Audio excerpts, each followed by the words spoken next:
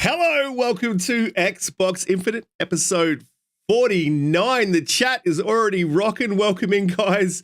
If you are new, hit the subscribe button. If you're an old hat, guys, thank you very much for coming through to check out the show. This week, we've got a bit of an awesome show. We had to cut a lot of topics because a lot of stuff is happening this week. So that's always nice to see. And we have an amazing guest this week in Eric Cuts for the win, the Souls Queen.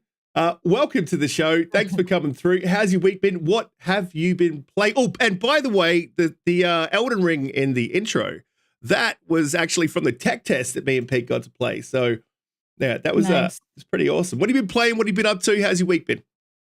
Hi, happy to be here. I've been good. You know, I'm a new mom, so I've been just being a mom and playing games when I can. I started playing the Mario Rabbids game on the Switch, the new sequel that came out. Love those games, so I've been playing that. I tried a little bit of Call of Duty. What else? Yeah, it's been kind of dry for me a little bit. I'm waiting for that God of War. I know we're going to talk about it, but I've just been kind of waiting for that. So yeah, man, that's all I've been doing. But yeah, it's cool to be here, and I can't wait for the show. Yeah, absolutely. Even though I'm an Xbox guy, God of War 2018 was my game of the generation, last generation. So I am waiting. And from what we've seen, it looks like it's going to be absolutely amazing. But we'll get into that later. Cutie, how you doing? How's your week? What have you been playing? I think you've been on that Forza update, right? Hey, yes, I have. I've been on the Forza train. It has been so much fun. Honestly, I can't get enough of the weekly themes with the previous Forza Horizons. It's been so fun to walk down memory lane, and I feel like I've connected with a lot more people about Forza who've played for a lot longer than I have, because I haven't played it for the entire 10 years. So it's really awesome for to get into that content. Also, I was playing Fortnite with Mr. Riskit Not true. over here. Not true. And you can probably check out that VOD somewhere. It's probably lurking in the internet somewhere. Yes, that would How'd be. you guys do? I'm just curious. Did you win any? Riskit was playing, so no chance in that. They were naturally Aw, terrible. man. Yes, naturally terrible. Yeah, we didn't really win No, we anything. came second, I think. Oh, we did. Yeah, I think we did. Yeah, we did. I don't know. We can check out the VOD on Twitch. I don't stream there often, but I did this week. JediKnightPeter, how you doing? I did not play Fortnite. That's not true. How's your week been? What have you been up to? And how has you been doing and stuff? Well, honestly, I've had a week full of COD and then more COD and then more COD. Just addicted to that game. I know I said last week, everyone, I was going to finish Blake's Tale for you this week, but just unfortunately, I've just been on the COD train. It's a very difficult train to get off. Express all the way. But yeah, really enjoying it, really enjoying playing with my friends. Congratulations, Erica. New mum. I love it. That's awesome. Looking forward to this. Thank you. Absolutely. Yeah, being a new mum is no fun. I just wanted to say that because it rhymes. It is fun. It's awesome. Being a new dad is also awesome. I've got a 14-month-old and he is absolutely nuts. He's kind of been walking for about 2 months, which is like you basically run around trying to stop him from sticking his fingers in electrical sockets all day. It's it's good fun. It is good fun. Umbra, how you doing? Welcome back. How's your week? What have you been up to? What have you been playing? How's your 30 FPS life going? Wow. He threw it out there because of Gotham Knights. It's actually going all right, man. I will say I'm enjoying Gotham Knights a lot. I had a conversation with Boom and Steel Rain, and they were like, "Oh, it's the greatest superhero game of all time." I do not agree with that. I still think Arkham City is the best superhero game of all time. But it is really good, and especially fun if you play co-op with somebody. And I had my boy Truly jump in, and he started wiping out enemies because he was so high level, left and right. But it was fun doing it co-op, and it's a fun game. I think you all will enjoy it. It's graphically better than I thought, visually at least. And though you can tell it's 30 frames, unfortunately, especially if you ride that motorcycle, you can just tell it's like, this is not 60 frames at all. which is unfortunate, but it is well worth it. And hey, I use my Microsoft Rewards points, so I'm all good with that. Eric, I want to just welcome you to the show, and of course, give you your kudos and grace on becoming, having a new one, a little one, and such. And Thank you. Yeah, oh it's yeah, been awesome. He's a little, absolutely. it's a boy too, and I'm having fun because I wanted a boy. Yeah, so it's fun. I'm actually Now, really enjoying it. I wish I could have got to you before that, so maybe I could have been like, might want to throw the middle name as Umbra or something. I don't know. Just throw it down. Yeah, he does that. But seriously, He does. I do that. I'm weird like that. No, but yeah, seriously, thank you for joining us this week, and of course, you guys, Cutie, Toxic Cutie, Pete, and Risk, you guys. Of course, I'm happy to be here with you guys today. Absolutely. Well, we'll get into the topics, but before we do, guys, as I said, if you are new here, please hit the subscribe button, hit the like button, share us out, all that sort of stuff. And I just want to say welcome to in the chat, you guys. Tillman, KY Bob, Jesse B, Mr. Bushido, N7, maybe not him, James X, Talos Ree, Scotty Grey Monad, Palpatine, Udani Kuzara, welcome. Just saying, Bobby Hawk, of course, always in there with those smart-ass comments, Steve Steph. Boba Fett, you guys are absolutely amazing. You support us every week, and we really appreciate every single one of you. Let's get into the topics. Phil Spencer has been talking like a lot. He's had a lot of interviews, and he sat down with Same Brain Podcast and talked Xbox, among a lot of other things. And there was a couple of little things in that interview that were gems and things to know. And he commented actually about a couple of things he had already said in the previous week. One of the things that I wanted to kind of go back to was this price rise. And he did talk about, I just need to find it here because I'm terrible when I'm flicking through things and I've got a whole lot of stuff written down. He did also talk about the main topic of the show, the fact that they heard us loud and clear. That's pretty much his catchphrase at this moment, right? Loud and clear. We hear you, loud and clear. We're not doing anything about it, but we hear you. It's loud and clear. He said it's been too long since we've had what people call a big first-party game. He said he's excited about 2023 and all the games are tracking well. He also threw in, we are all in on gaming again. He reiterated that. He said they're working on new hardware, which gives credence to me and Umbra's view that there will probably be a mid-gen refresh. He said they're working on new partnerships. And he said gaming should be cost-effective for families. He made a point about saying that he knew that times were tough. And, gaming should be a place where it's accessible and doesn't have a massive gate to get in. So I found that kind of interesting after his last talks. I mean, he obviously set the internet on fire with price rise talks last week. And then to come back out and say that gaming, should be cost effective for families. Normally I'd go to the guest, but Pete had a fair bit to say on this last week. I want to see if Pete's changed his view at all. See if he still believes that there will be no price rise for Game Pass. Does this give credence to what you were saying last week? Yeah, I really think it does, especially the point where he suggested that he realizes that it's tough times for everybody. And I thoroughly believe that Microsoft need to make inroads into those regions where PlayStation is dominant, and the best way to do that is by having a cheaper price point. Now, they've got that with the console, and I think that Game Pass just increases that price rise. I don't think that there's any real need to increase the price. Like I said last week, I can see an increase in price in games up to $70 because it's becoming the industry norm. I don't think Game Pass is going to get a price increase. I really, really don't.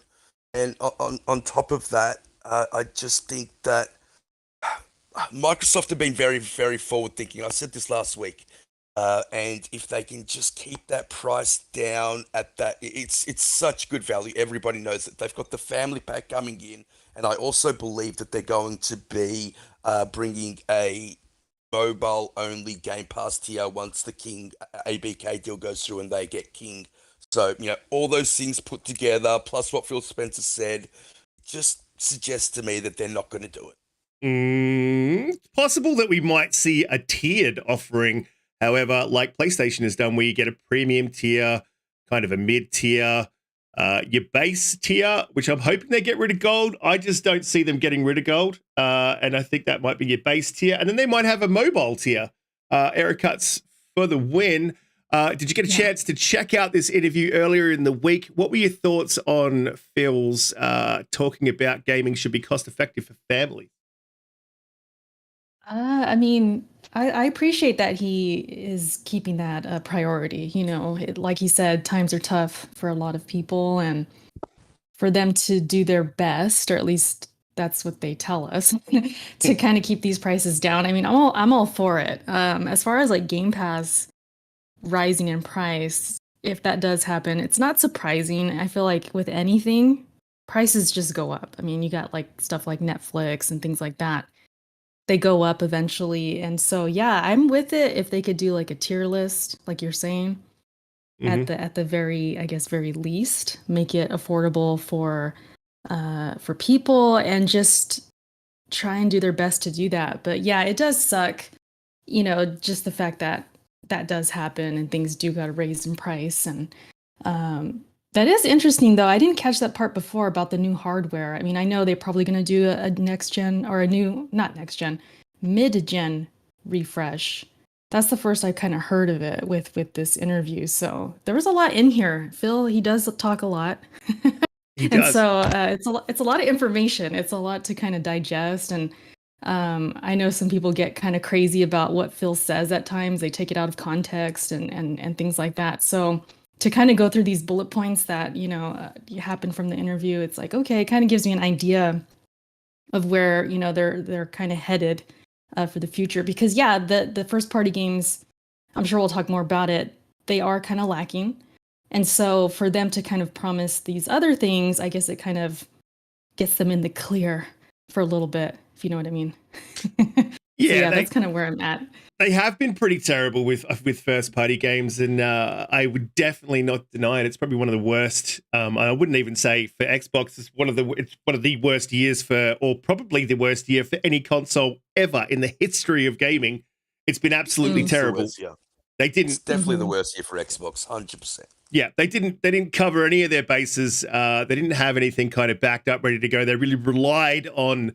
They had stuff coming. They relied on it. It got delayed. So, you know, I mean, I guess kudos to PlayStation. However, when you look at PlayStation, every single game that came out in 2022 was a 2021 game that got delayed. So I tend to think of that as luck. Some people would disagree with that, but I think it's kind of lucky or smart planning in the background. They could have planned that out and said, hey, let's delay this because we know we have nothing. Cutie, just wanted to go to you on what you think Phil meant by gaming should be cost effective for families. Do you think he was calming down the masses, people freaking out that Game Pass is going to go up to $20? Yeah, for sure. But you know what? I don't think $20 is that much. Like I would honestly, and as a, you know, avid Game Pass Xbox person, I honestly, it is like the best deal in gaming. We've said it so many times. We love Game Pass here. And I think, yes, potentially his statements across the board in that video were to calm the masses, to, you know, sort of say, hey, you know, we hear you, as you said, Riskit. We're not going to do it. No, I'm kidding. But yeah, you know what? I was happy. I was happy with the interview. I was happy to see their enthusiasm and overall professionalism in regards to everything that they've done, especially their approach to the ABK deal. So. Yeah, absolutely. I do love that he says we hear you every time, and nothing seems to kind of get. We hear that the UI is a bit, you know, it's a bit how's your father, but here's another UI that's even worse. We're not going to talk about that. But Umbra, what were your thoughts on Phil sitting down saying that? Wait. A bit how's your father? Is that an Aussie thing? Yeah. How's It your is. father? How's it going? A bit how's he going? A bit how's he going? A little bit out for lunch. How's your father? A bit how's your father? I've never heard that one before. That's my first time hearing that one. It's a bit how's your father? Oh, he's fine. I've never met him, but he's okay. No. The trauma. What do you think Exactly. about gaming being cost effective for families? About him making a point of saying that he did inflect on that point. It was purposeful. I think he had a purpose. Oh yeah. When he said that. I think Phil always has a purpose when he talks about things in gaming. I think he's very curated as far as not curated, but he's very That's a good word. well. Actually. He definitely does curate what he says, 100%. Well, I guess it was a good word. That I take that back. But he curates what he's going to say pretty well, and I think the PR goes over what he's going to talk about in general. It's something I spoke about with you, Risk, where I pointed out that the only issue I do have with Microsoft is like when it comes to them and like the inside Xbox, they're too clean. They're too PC. They're too sterile. You know what I mean? That's the only issue I have with Xbox and feel. Like it's too. Oh, I have to say the proper wording of every time. That's the only issue I have. I feel when I hear that, it comes off as fake to me and not as genuine as it should. But so the constant, we hear you. Yeah, Phil, we know you hear us. You've heard you say that. It's well documented that you hear us. What are you going to do about it, though? So it's like you said, like you guys pointed out, this has been a worse year as far as first party production goes, but it has been a good year for Xbox overall. I do want to make that distinction. Because I think they're kicking butt in the background, but Umbra, I really do. As a a professional face that they have to put on in the public eye, I don't think that's the way behind doors.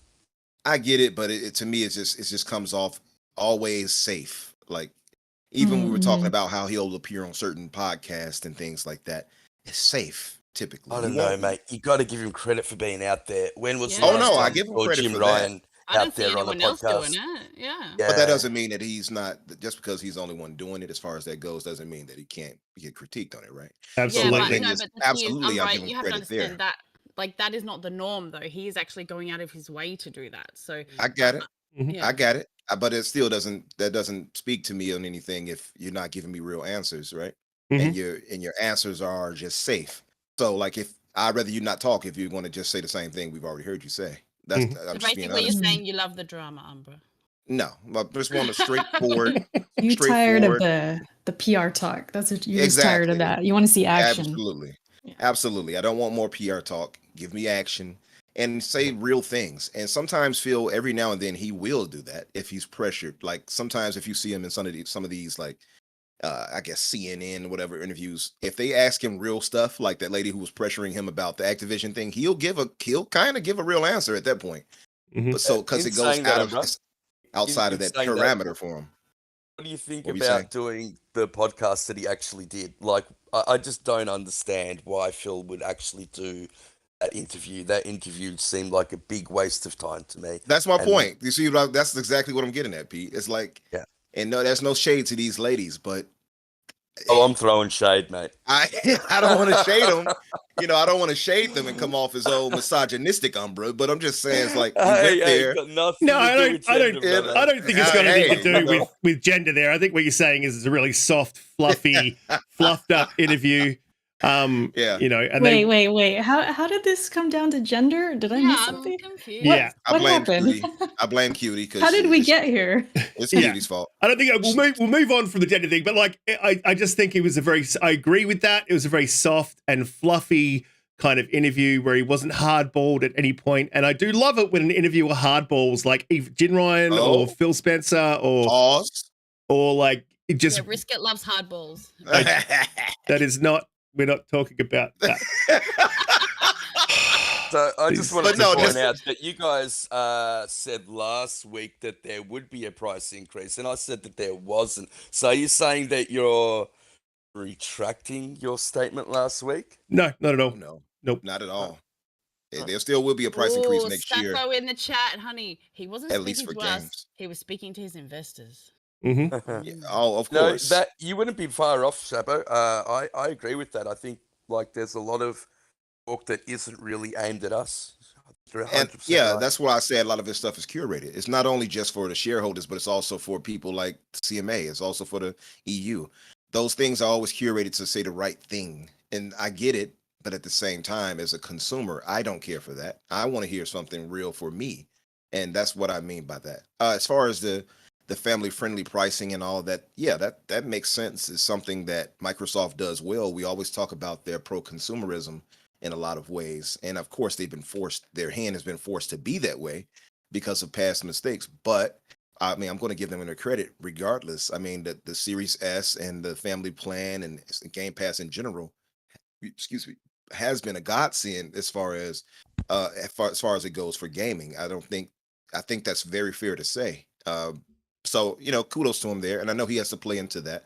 My only critique would be, and I know I'm not alone there, and just get kind of tired of this whole "we hear you" thing. We just need some action now, as far as things go. That's all. Yeah, we've definitely heard that. We've heard Phil hearing us. We hear Phil hearing us. But we would like Phil to hear us and do something about it, I think is kind of where you're going with this. And I completely agree with that. I'm tired of being heard. I want to see some action, exactly like Eric has said. See some games. Yeah, give me get the some games. out. Give me something to play. Yeah. I didn't buy the console so that Phil could listen to what I had to say. It was nice, that Phil listens, but I'd like him to listen whilst I play some games. Going back to the hardware thing, I do want to get into that mid-gen refresh. He did mention hardware that could be skewed in many different ways. He also did mention new partnerships, and there's a few people out there conjecting about whether or not there's some specific studios that might be being held in escrow by other publishers to be sold off to Microsoft. So going in on the hardware, we know that Pete's 110% wrong about a mid-gen refresh happening. Phil said it. It's 100% done, dusted. We'll move on. Oh my God, Pete did not jump in and go on. Wow, no fight back. I'm surprised, Pete. You just took that on the chin, huh? Did he drop the ball? Like, was that his? No. I think he finally gave up. Gameplay of me carrying Riskit in Modern Warfare 2. That's all. Oh, my shoulders hurt after that game. I'm going to tell you, but Pete, he's mentioned hardware again. That could mean many different things. But with what's going on with our next topic and many other things that we've seen in the industry since we've had this conversation the last time, do you still believe that there will be no mid-gen refresh? Yes, I really, really do. I believe the only reason the 1X came in was because 4K TVs became more prevalent out there in the wild, and they needed something to hit on that. And they're not even touching the sides when it comes to this hardware. I mean, we're going to talk about it later, but we saw the first FSR game in Scorn. We haven't really seen any variable rate shading, mesh shaders, ray tracing. They haven't used any of the RDNA 2 feature set, really, this generation. And I get there are a whole, load of reasons for that. But I just can't see why they would need new hardware. And we also know that basically as soon as a generation is launched, they're already working on making new hardware for the next generation. And I also think that he could be talking about partnerships in terms of, what they're doing on the PC side of things, like when they worked with, I think it was HTC with the Vive, working on the background with that, things like HoloLens, I think it's called, working on partnerships with that, like the Backbone with Razer, things like that. The Keystone hardware in that form, not actually in console form. And look, it goes back to the other point we were saying, where it's very, very tough financial times.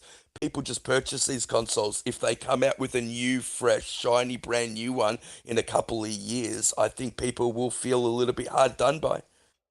Yeah, look, I would feel a little bit hard done by, but I can see the reasons for a mid-gen refresh. I think, and this is not throwing shade at the PS5, I think the PS5 is missing a few features that the Xbox is missing. And I think that Sony knows this.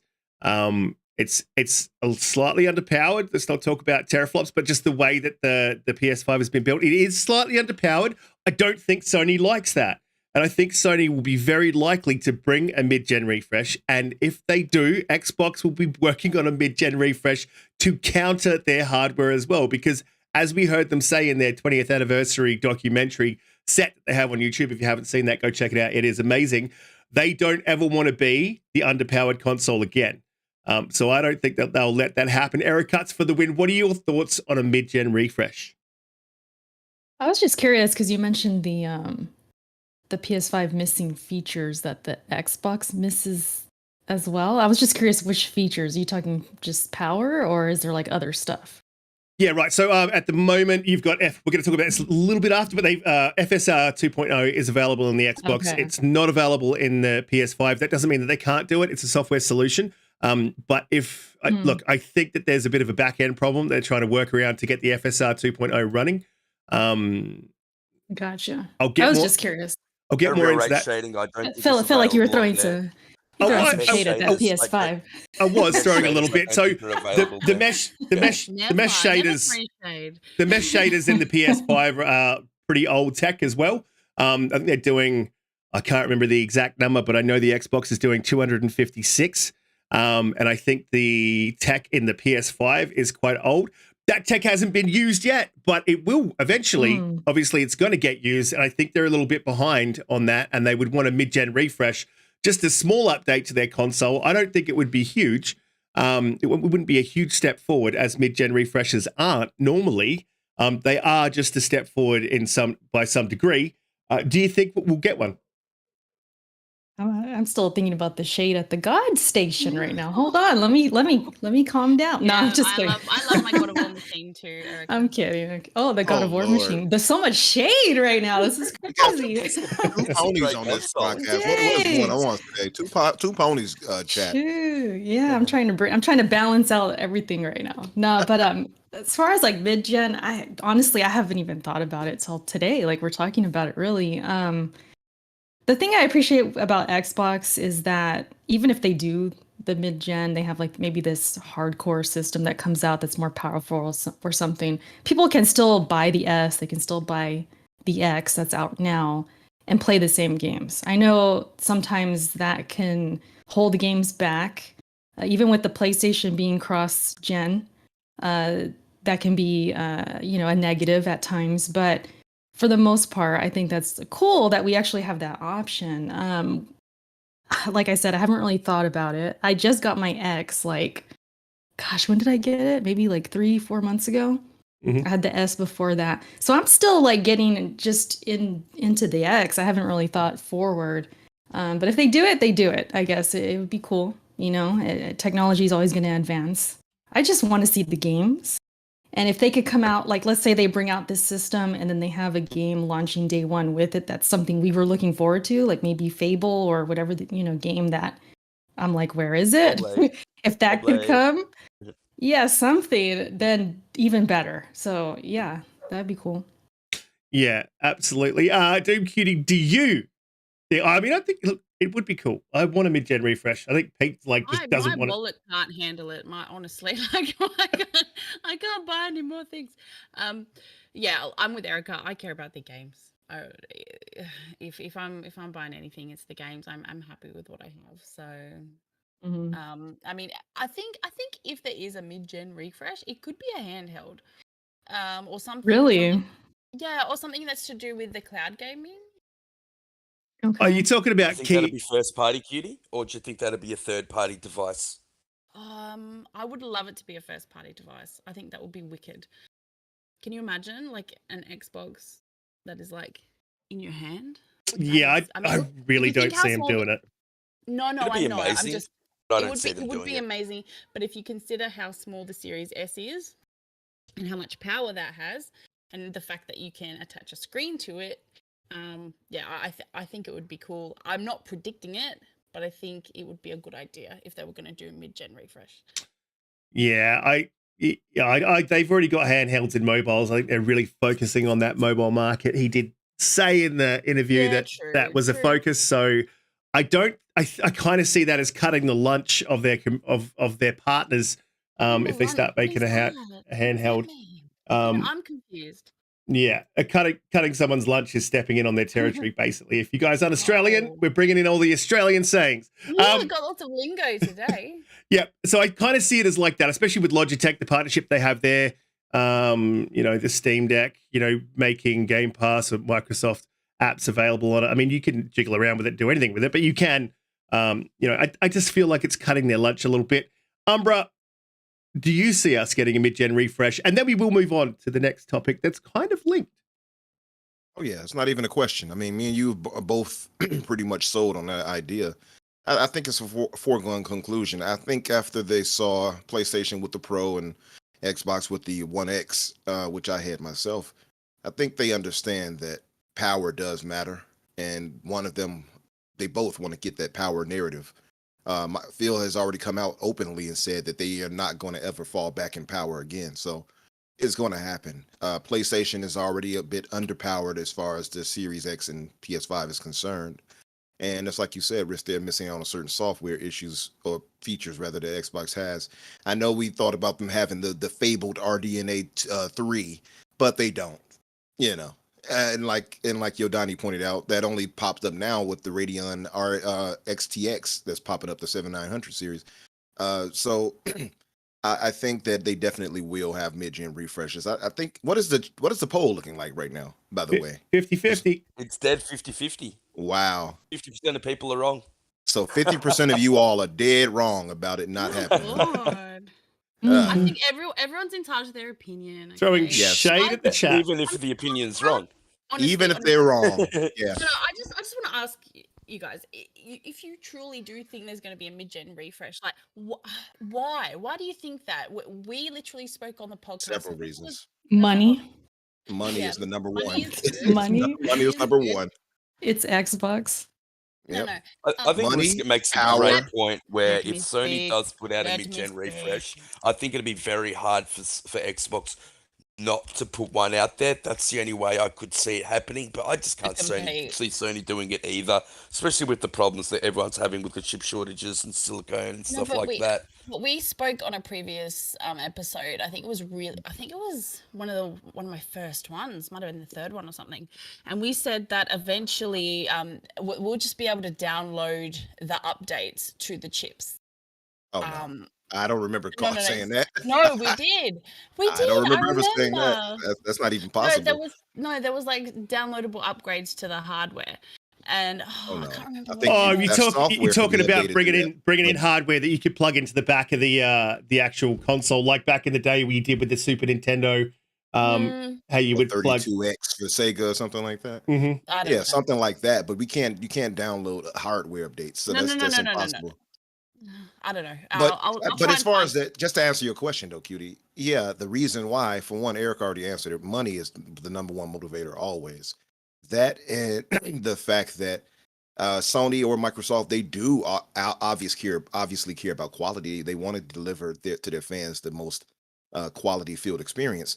I think that much is certain. So they want to have a console or a system that can provide for that. So why wouldn't they go for a higher end console that can deliver on that end? So it's definitely going to happen, in my opinion. Argue against my previous point. We just saw AMD release their RDNA 3 chipset. I think yesterday. So look, I mean, it's always a possibility, but last generation was the very first generation where we saw a change in hardware mid-generation, and there was a distinct reason for that. Like I said, it was the prevalence of 4K TVs. I don't think we're going to get anything like that. I mean, no one's going to be going out and buying, people will buy 8K TVs, but they're definitely not going to become what 4K became. So, look, I just can't see it. Yeah, look, my reasoning for it is there's the tech moves so quickly. It's not about 8K TVs at all. And that's, I know you keep going back to 8K, but Pete, like it's got nothing. We're struggling to get 60 FPS out of Gotham Knights. That's an optimization issue, absolutely. And if you guys check out on screen right now, I'm sure that this game will show us what the consoles can do. But devs are always asking for more overhead. They're always asking for better CPUs. They're always asking for better GPUs. And that's what variable rate shading is for. That's what mesh shaders are for. These and on top of that, when you're using checkerboarding techniques like FSR, it'll bring down. You won't need 4K native. Because but imagine though, Pete. Imagine if you have such a high-end console, you won't have to worry about checkerboarding either. But you won't, because that makes no difference. And I think Scorn is a perfect case in point. I know we're going to talk about it later, but if you watch that Digital Foundry video, it's at 1440p, and you cannot tell the difference between 1440p and 4K. and they can reduce that even more to give them more overhead once they start implementing variable rate shading. So basically what variable rate shading does is what you're looking at on the screen is shown in a higher fidelity, but what's in the background, Stuff in what's the behind background, walls right. that's usually rendered is just removed completely, giving you more overhead for things like, so you can hit that 60, Higher so you can get pixels, that ray tracing exactly. going. Mhm. Yeah, so we haven't seen any of these implemented. Really, they've been lax on it. The tools were really far behind coming. I mean, Scorn is the first game that has FSR 2.0. Well, here's So the thing: you're making a case for a mid-gen refresh without even knowing it, because the PS5 can't do some of these things that are in the RDNA toolset, and because they can't access these features that are hardware baked into the hardware. They would need to do a mid-gen refresh to meet the market insofar as Xbox can do it. And Xbox would not want to be, you've heard them say, they don't want to be the most underpowered console ever again. And so they would probably mid-gen refresh to meet PlayStation's mid-gen refresh. That's how I see it. Plus, it's money in the bank. Plus, segue into the FSR 2.0. So thank you for that, Pete. That was probably a makeup for the segue last week, because that was terrible. That was the worst segue ever. Maybe you Well, guys have like speaking of, it's a random uh, thing. look, guys, Wait, before we continue. So you're saying that Xbox mid-gen will come because PS5 is going to have one. Yeah. You're saying it's like a to combat that, I guess. yeah, I think so. Yeah. Oh, okay. Phil's I already just come out and said hope- it. He said as much. They're not going to I be see. underpowered compared. So Yeah, they Yeah. want to keep in line or be better. I see. Yeah, because I mean, it'd be nice to get a PS5 that's just smaller. This thing know, is right? huge. Yeah, it Yeah, would be. so It would be nice. That would be cool. I'd be down for that. Yeah, Anyways, continue. my PS5's taller than my monitor. Look, and my Sheesh. monitor's not small. Look, moving on to the next beautiful segue, by the way, Pete. Scorn, I kind of jumped the topic. We'll come back to it later. Scorn is the first Xbox exclusive, and yes, it is an exclusive. It's not a first-party exclusive, but it is exclusive. There's been no word on whether it will come to PS5. I'm sure it will. But that means if there's no word on it, it means they're still discussing in the background, or they're back and forthing, and they haven't come to any agreement, and the agreement come to with Xbox first. I say that to say is Scorn has got the first game with FSR 2.0. Now, if you know me, or you've seen me in chats, or you know anything about me, you know I've been cracking on about this for months on end. Why didn't Deathloop have FSR 2.0? Why don't we have a first-party game with some software implementations in it that would excuse my dog in the background? He's a nutcase. If you can hear it. Why doesn't Deathloop have FSR 2.0? It doesn't make any sense. This is tech that you can implement in under 2 weeks if you already have FSR 1.0, and it does have FSR 1.0, just not 2. And there's no reason for it to not be implemented. This is what I've been saying. However, there may be some caveats here. Digital Foundry recently did a video talking about the FSR 2.0 on the Series X and on the Series S. The Series S didn't have it. They did the review. They had a bit of a back and forth about why that may be. I've not said that this is parody or this is a technical parody clause. I haven't put it down solidly, and I'm probably not going to do that today because there's definitely some caveats. I had to use the word, guys. So the Series X runs at 1440p upscaled to 4K with FSR 2.0. The Series S runs at 1080p with no upscale at all.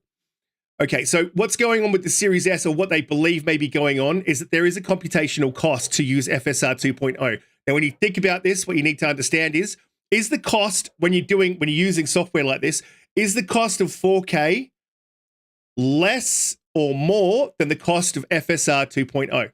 Because there is a cost. It's software. To run software, there's always a cost. And obviously what's going on here with the Series X running at 1440p upscaled is the cost of running 4K natively is much more than FSR 2.0. So it makes sense to implement it.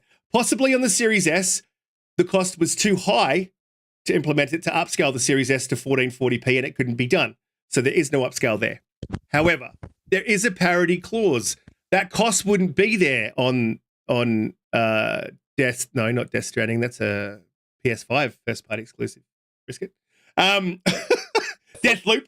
On Deathloop, the cost on the Series X wouldn't be to a point where it would hurt the game. It would actually help the game.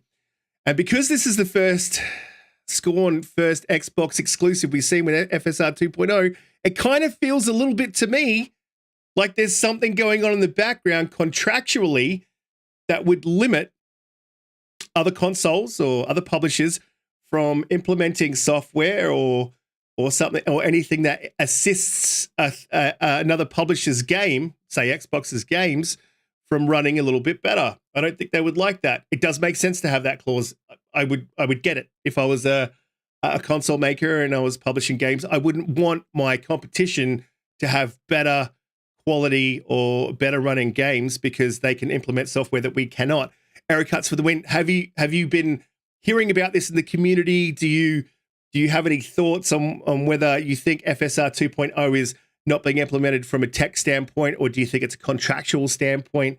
What are your thoughts on FSR 2.0 only being implemented in Scorn and not in some of the first parties that we've seen this year that have come from PlayStation? To be honest with you guys, I am lost when it comes to this stuff. Like I'm not I'm not like a tech head like that. I seen Scorn. I know it's kind of wild. It's like this alien penis game. Sorry if I can't say that. But it Yeah, is like this that's weird exactly what game, it right? is. It's called the penis shooter. Yeah. And yeah, it's crazy. So I'm learning right now. You guys, you can handle this one, kind of direct me in the right direction. But you're saying it comes with a cost, and why aren't more games implementing it? I mean, maybe it is a power thing. You brought up the S. I'm going to learn right now, but I'm just assuming that maybe power or hardware limitations possibly can be the reason. But you guys got this, so go for it. Absolutely, I can kind of get that it would be a power thing if it was the Series S. But when you talk about Deathloop not implementing it on the X, there's no reason the cost wouldn't be higher than running it at 4K. It does have a 4K mode. It does have an upscale mode that it uses FSR 1.0 for. FSR 2.0 is implemented on the PC. There is no reason to not implement it on the console. It's available on the Xbox Series X. It's very odd that a first-party game from one of Xbox's studios wouldn't implement a tool that's extremely easy to implement after having an entire year to implement it into the game. It's strange, and it's very odd that Scorn came out with it. Pete, what are your thoughts on FSR 2.0 being implemented? Do you think it's a parity clause? I just don't know. And I came to now a first party developer, so I don't understand why any developer would sign a clause saying they have to make their game look the same because the other console doesn't have the technology. Money. And that's really beside the point, because it is an AMD technology in the PlayStation as well. It can run FSR 2.0. It can. That's the benefit of FSR 2.0. Unlike the LSS, which is reliant on the actual hardware. FSR Just to be clear here, just to be very clear, it's not available on the PlayStation 5 right now. Yes, but it is capable of doing it. It is, at the end of the day, an AMD chipset inside there, an AMD GPU. And it doesn't actually need to be an AMD GPU to run FSR. That's the whole benefit of it. It is a software-based upscaling technology. So it doesn't actually need to be an AMD chipset to run FSR 2.0. It's very early in its implementation. There could be other reasons. They could have decided not to use it because it doesn't look as good. There are limitations to FSR, especially in a game like Deathloop, which has a lot of particle effects. Particle effects don't tend to show up very well on FSR. They become a little bit blown out. They're definitely not as crisp. Things like lasers look broken instead of looking clean. So there are other reasons for it. Scorn is a very weird one to implement FSR on because you're not really getting any real benefit out of it. And I get that it's only in a AA game, but the game does look beautiful. But what are they getting out of it? Like, did they get a fresh 60? Yeah, I mean, I don't know. The Digital Foundry video was speculating, but even they couldn't really come up with an answer to why it's not on the S. Yeah, I'm not really sure. Yeah, they did mention that the computational cost might be it, but they didn't state categorically that that was the reason. Well, AMD has said that FSR 2.0 has a high memory bandwidth demand. So honestly, I do think that could be one of the reasons why it's not implemented. And the fact of the matter is, Scorn isn't a game that relies heavily on, like Pete said, the particle effects. There's not a lot of shooting. Everything's quite, how would I say it? Slow and methodical. The transitions aren't as fast. So I could say, well, I would say that this kind of lack of or implementation in that game is going to be much more effective than other games like Deathloop. Yeah, that's absolutely possible. Absolutely possible. We can't unequivocally state that it's a parity clause. We can't say it's computational cost. We can't say what it is, but it is good to speculate on these things, Umbra. What are your speculative thoughts? I'm not too sure, Risk. I know you've had your thoughts on it. And I'm not, obviously that we're going to tinfoil hat territory, but I don't think you're quite wrong either, though. I think you have some ground on what you're saying there as far as the parity clause situation. And I know that's what you were going to mention, right? I'm going to let you have that one because I think you made a good point on that, and I think it does make some sense. The fact that the tools aren't tooling as we thought they would be right now, and this is the first game to have it, it does point to some weirdness. It's just odd. It really is. As far as it goes with it and them using it on here, I wouldn't have thought it was this game that it would be used for. I figured it would have first been a first party game at the very least. But I know Microsoft helped them a lot when it came to this game. So who knows? But yeah, it's just odd. It's just odd in general that the tools aren't there like we expected them to be by now. Or being implemented, yeah. Absolutely. Yeah. And look, I'm not saying it's definitely parity. I'm not saying that. But what I will say is this. If Ghostwire Tokyo comes to Xbox and it doesn't have FSR 2.0, but the next Xbox first party exclusive comes out and that does, that's pretty telling to me. It would make a lot of sense at that point. And again, that wouldn't be 100% definitive either. But I'm just saying it's very interesting to see that these parity clauses are there and these things are happening. Now, speaking of FSR 2.0, another game that doesn't have FSR 2.0 implemented is Call of Duty. Another segue that's amazing. But before I do segue, guys, hit the like button, subscribe, share it out. Smooth. You guys, real smooth. You guys, I don't know. I thought that was terrible. Yeah, it was actually shocking. You know what messes it up? Terrible. Once you announce out Wasn't loud, bad. that was a smooth transition. You messed up the transition. I know, right? Yeah, I know, it's terrible. Yeah, it's one caveat, mentioning the transition. That's twice, mate. Twice. Twice you've used that word. Yeah. Now, speaking of games that suck, Call of Duty. No, I'm just kidding. Oh, I love it. Quickest way to have enemies with Pete and Jet and Riskit. You said what? No, look, guys, in the chat, you guys are absolutely amazing. I have been reading, typing, shifting around, and I want to say hello to every single one of you guys. Are absolutely amazing. Call of Duty, Boba Fett. I love that movie, by the way. That's Wreck-It Ralph. Look, this game's been absolutely amazing. I'm loving it. We're not going to rattle on about this too much, but I wanted to say it is the biggest Call of Duty ever, and the amount of sales it did in 3 days is absolutely astounding. And this just kind of shows you the install base. It shows you how big gaming actually is. It is huge. Call of Duty, 800 million sales in 3 days. That's It's hitting gonna be great when Call of Duty is exclusive. Oh, that's hitting a billion, minimum in a month. I would say the week, but minimum a month. Like that's a billion from one game. That is out of control craziness. And to boot, a lot of people have had some not nice things to say about Call of Duty. But look, the UI was broken. The UI is not great. Yeah. But the game is solid. It is really fun. We've all been having a great time, except for Umbra, because he prefers 30 FPS games. In, Really, he's not good at the game. He's not good at shooters. I mean, that's like, watch his Halo gameplay. That's just Terrible. blatantly untrue. That's just blatantly untrue. Look, Erica, you did say you had a chance to play a little bit of Call of Duty. What do you think about it so far? Do you think that it's definitely living up to its standards? Standards. Okay, so if you know me well, I used to be heavy into Call of Duty, like back when Black Ops 1 came out, Modern Warfare 2 back then. And then I dropped off hard after, I think, Black Ops 3. That was the last one I bought.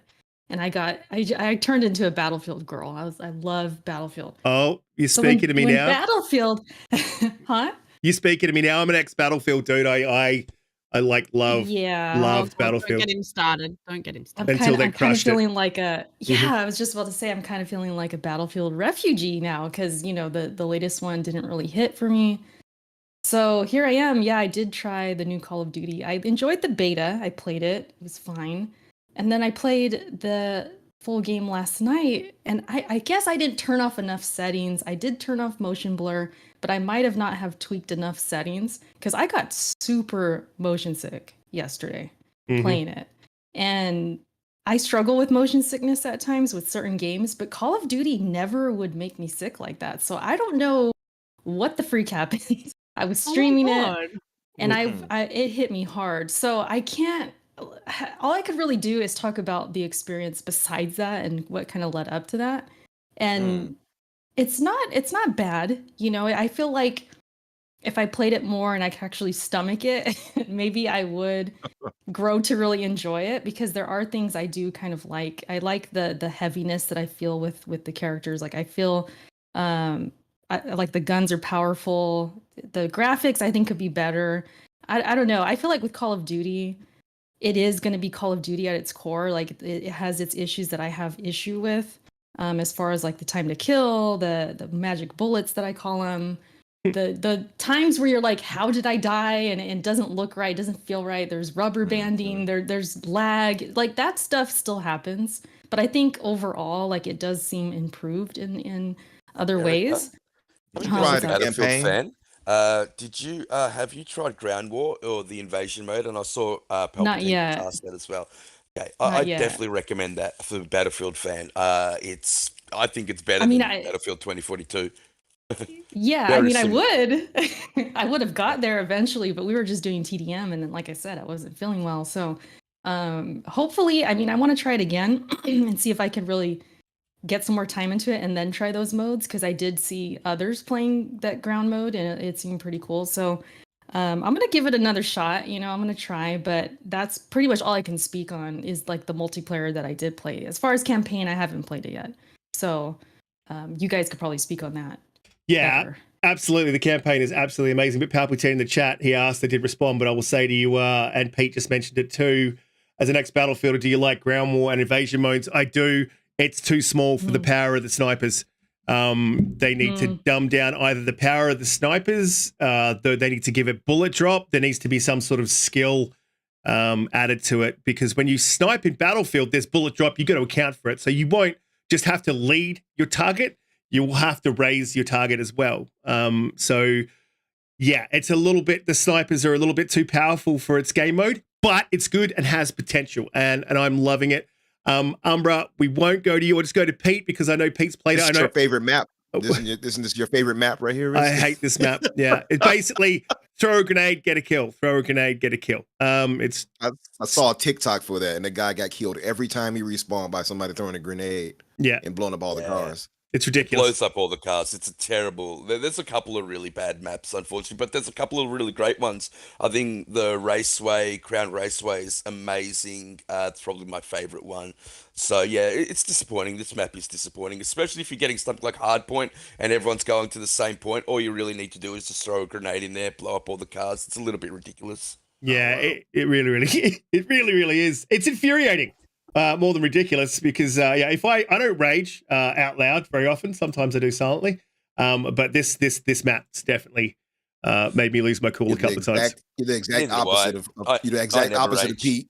Oh, get out of here. He knew it was coming. He knew he was getting in there first. He's like, I've never ranked in my life. You know what? He tried to preemptively cut it off before I got there, right? Cutie, Preemptive strike. Cutie and Umbra, I just want to ask you guys, are you going to get this game from what you've heard? Seeing the sales, seeing what everyone's saying, what do you guys think? Are you keen? Are you going to get down with Call of Duty this year? Cutie, you want to answer first? Okay. Call of So- Duty. Oh, okay. There you go. Oh, she's not. That was you that said that, Erica. Okay. Yeah, that Let me was answer me. for Cutie. Yes, look, I'm thinking of getting it. Okay, I'm sorry. Yeah, I think I will That eventually is get it. not how she sounds at all. I thought I was pretty. I don't know. I thought I was on point. But Yeah. No, but seriously, eventually I will get it, and just because part of it is because I know I'm going to love the campaign, and I did love 2019's campaign, so I do want to continue that, and to get some game time in with the boys. I know all of you all are on it. I keep going to parties, and all I hear is he's coming around the corner. Bleep, bleep, bleep. That's Pete right there. I'm bleeping and swear. Is Yeah, that, he does the bleeps too. That's is that, Yeah. is that Pete Oh, reversing? No, wow. I really, really, really, really want to play this game. Okay. I just have had other things on my budget the past 2 weeks. So yeah. Yeah. Well, look, absolutely. I mean, it is an expensive game. It is an investment. Any game these days is an investment. Thanks to Sony. Some more shade for you, Erica. There. But Oh man, this is Steve crazy. is saying don't buy it. He can save your money. Putting the Risk. blame on Sony. Oh, Risk. man. Pull up Kiryu's comment in the chat. Look at this blasphemy. He said he's going to hold it against you. Oh, wow. Oh, Wait, who's gonna hold Oh, what wow. against me? Yeah. Yeah, wow, look at that. If you can enjoy an unfinished game like Halo Infinite, you will love this. Kiryu. Oh, the That's- shade. That's double shade. Yeah. He's I smoking know, out two I games. know, there. I know how to combat him. I'll just be like, Godzilla sucks. That's it. And just move on. Oh, don't hurt his feelings. Well, it definitely does suck. So you're right there. Amber. Look, moving on. Before we do move on, guys, hit the like button, share us out, subscribe if you're new here. We appreciate every single one of you guys. You all guys are all absolute champions. I love this chat, man. This chat has evolved over time, and every single one of you guys has got a sense of humor that I love. So keep it up. Square Enix Montreal has been shuttered after being purchased by Embracer just recently from Square Enix, of all people. And they changed their name to Noma, I believe it was called, shuttered.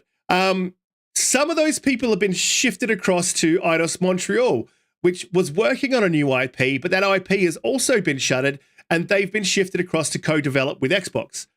Very interesting moves here. It's huge for Xbox. Now, there's a lot of people.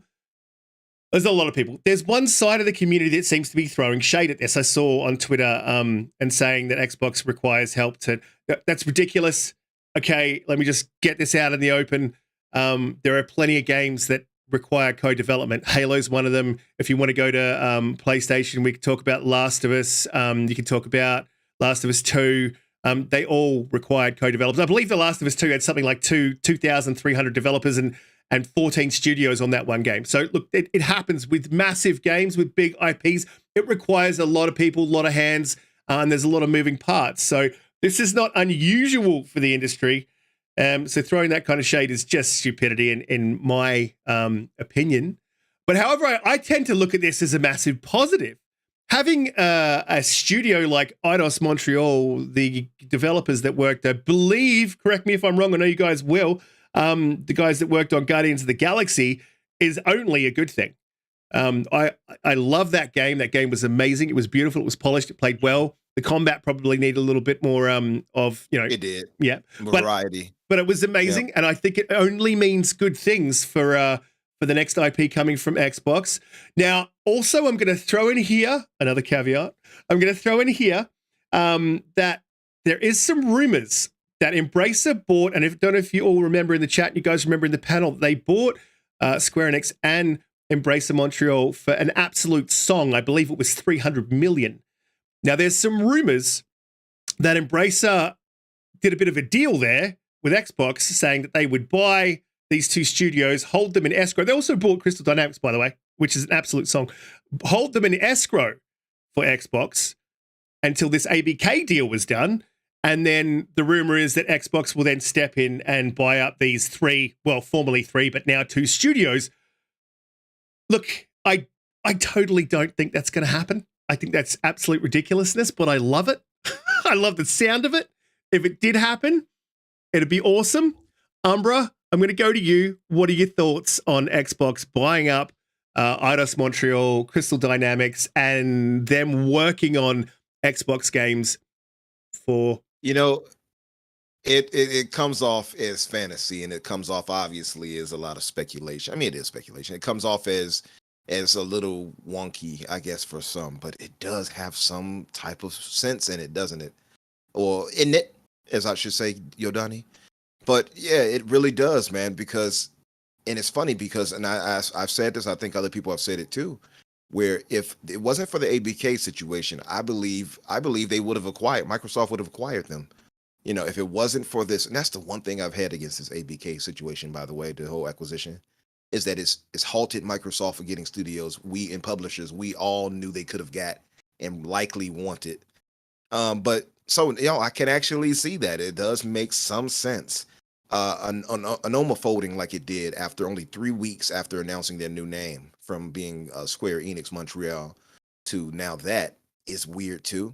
So I started thinking, I said, do you think maybe they kind of compacted them into the other studios to make it even easier? Because typically when you're going to sell something, you slim down. So that kind of crossed my mind too. I mean, it wouldn't matter for Microsoft. Yeah, full tinfoil Yep. territory right here. But Love it. but it makes some semblance of sense. I don't know if it's true. I wouldn't be against it. To me, it makes perfect sense. And Crystal Dynamics, as the contrary to what people tried to write them off as, some people I've seen in the community, at least on our hooved side of the fence, they are great developers. Actually, I firmly believe that the Tomb Raider games that they put out were better than Uncharted. Just being honest, as far as the newer ones and such. Part 2, of course, of Uncharted is still untouched. But as far as in general, I think the Tomb Raider games were greater. So you have the Crystal Dynamics, you'd have Eidos Montreal, and you had Square Enix Montreal. Those are some great studios to get. So, man, I would be 100% behind it. And the fact that they have those 2 studios, Crystal Dynamics and now Eidos Montreal, working on 2 different games and probably more coming for Xbox, does give some credence to it. I don't know which way it'll go, but I wouldn't be too shocked, I suppose. Yeah, look, there's one caveat to that, and I think JH pointed it out. That sounds extremely illegal. Now you're saying caveat like Riskit now. He got you.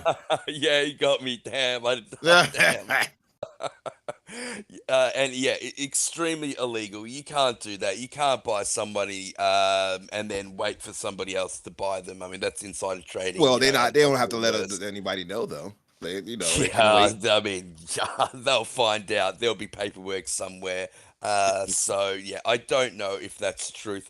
One thing that really surprised me about this Anomo thing, or Square Enix Montreal or Eidos Montreal, I can't remember which one it was, is they typically made mobile games, and mobile games are making massive amounts of money in the industry at the moment. So they were responsible for games like Hitman Go, Lara Croft Go, Deus Ex Go. So they got their established franchises and then transferred them over to mobile games.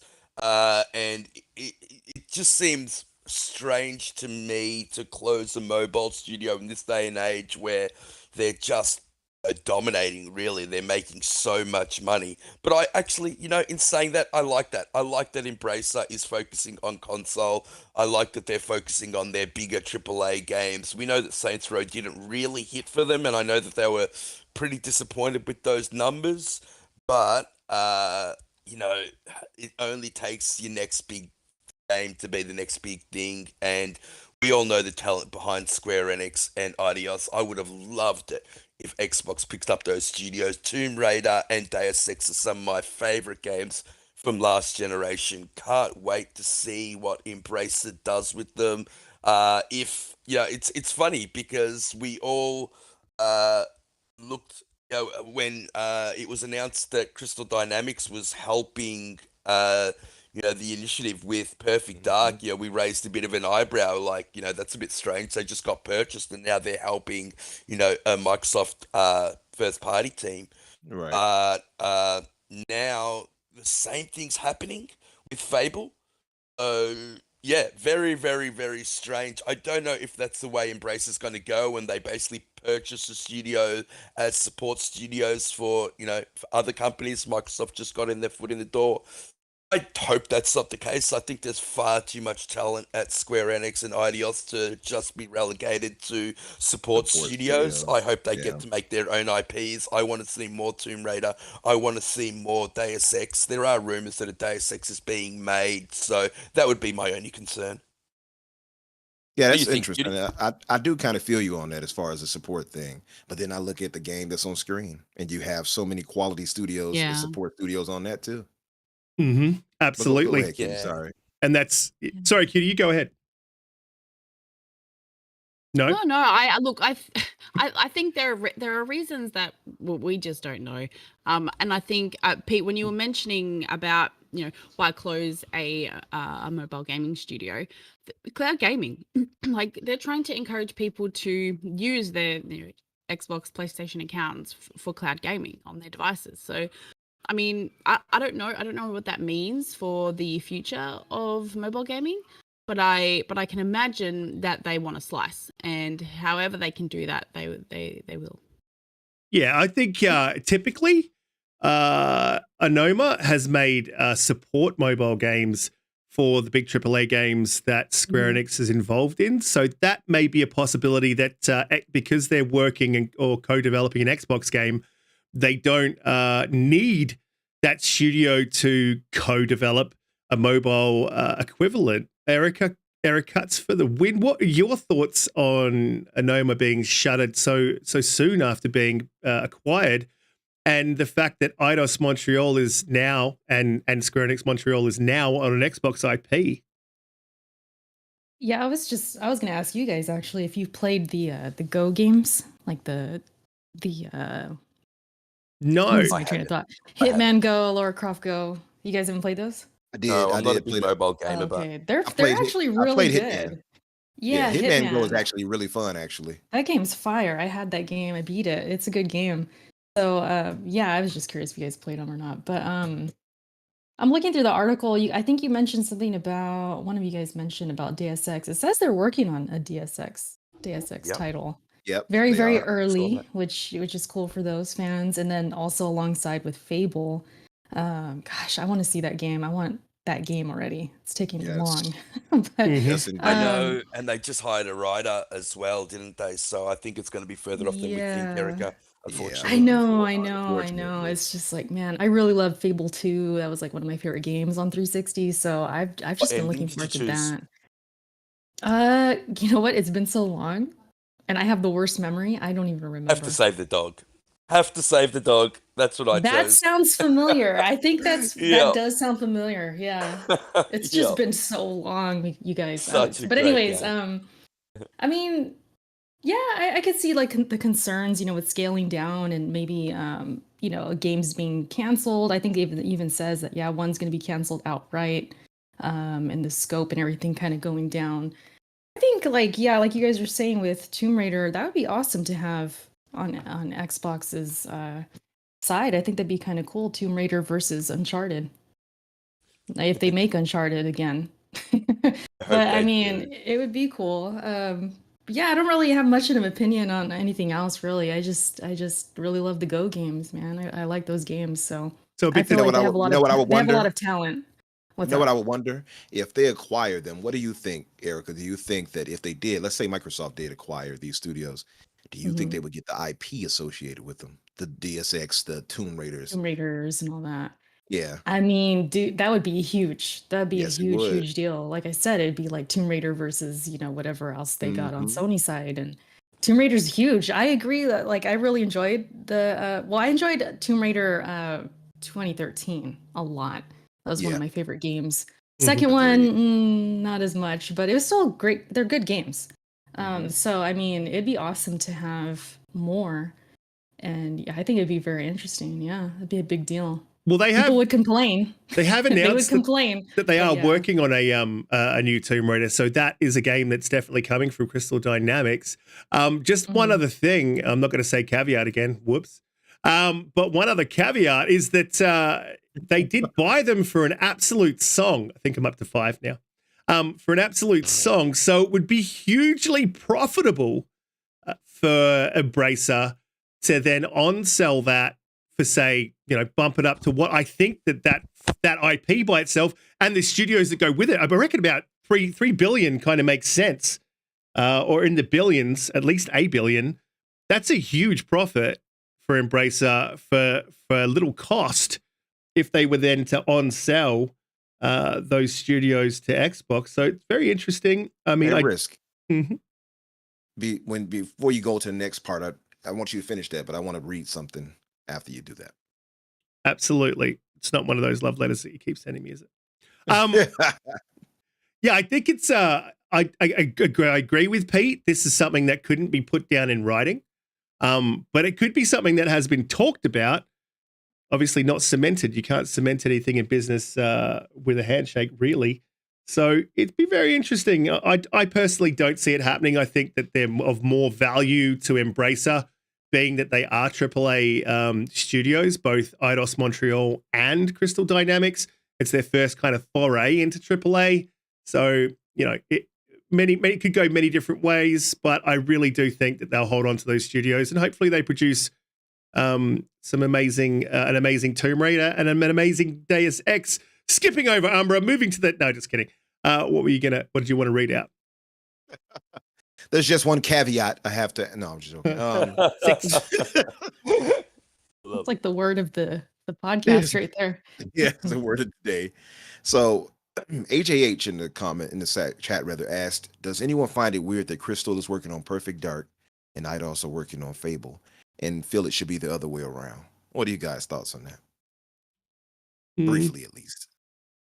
Ask again. And I guess obviously he's saying, does he find it weird that Crystal Dynamics is working on Perfect Dark with the initiative and Eidos working on Fable with Playground Games, and he feels it should be the other way around to play to their strengths. What do you guys think about that?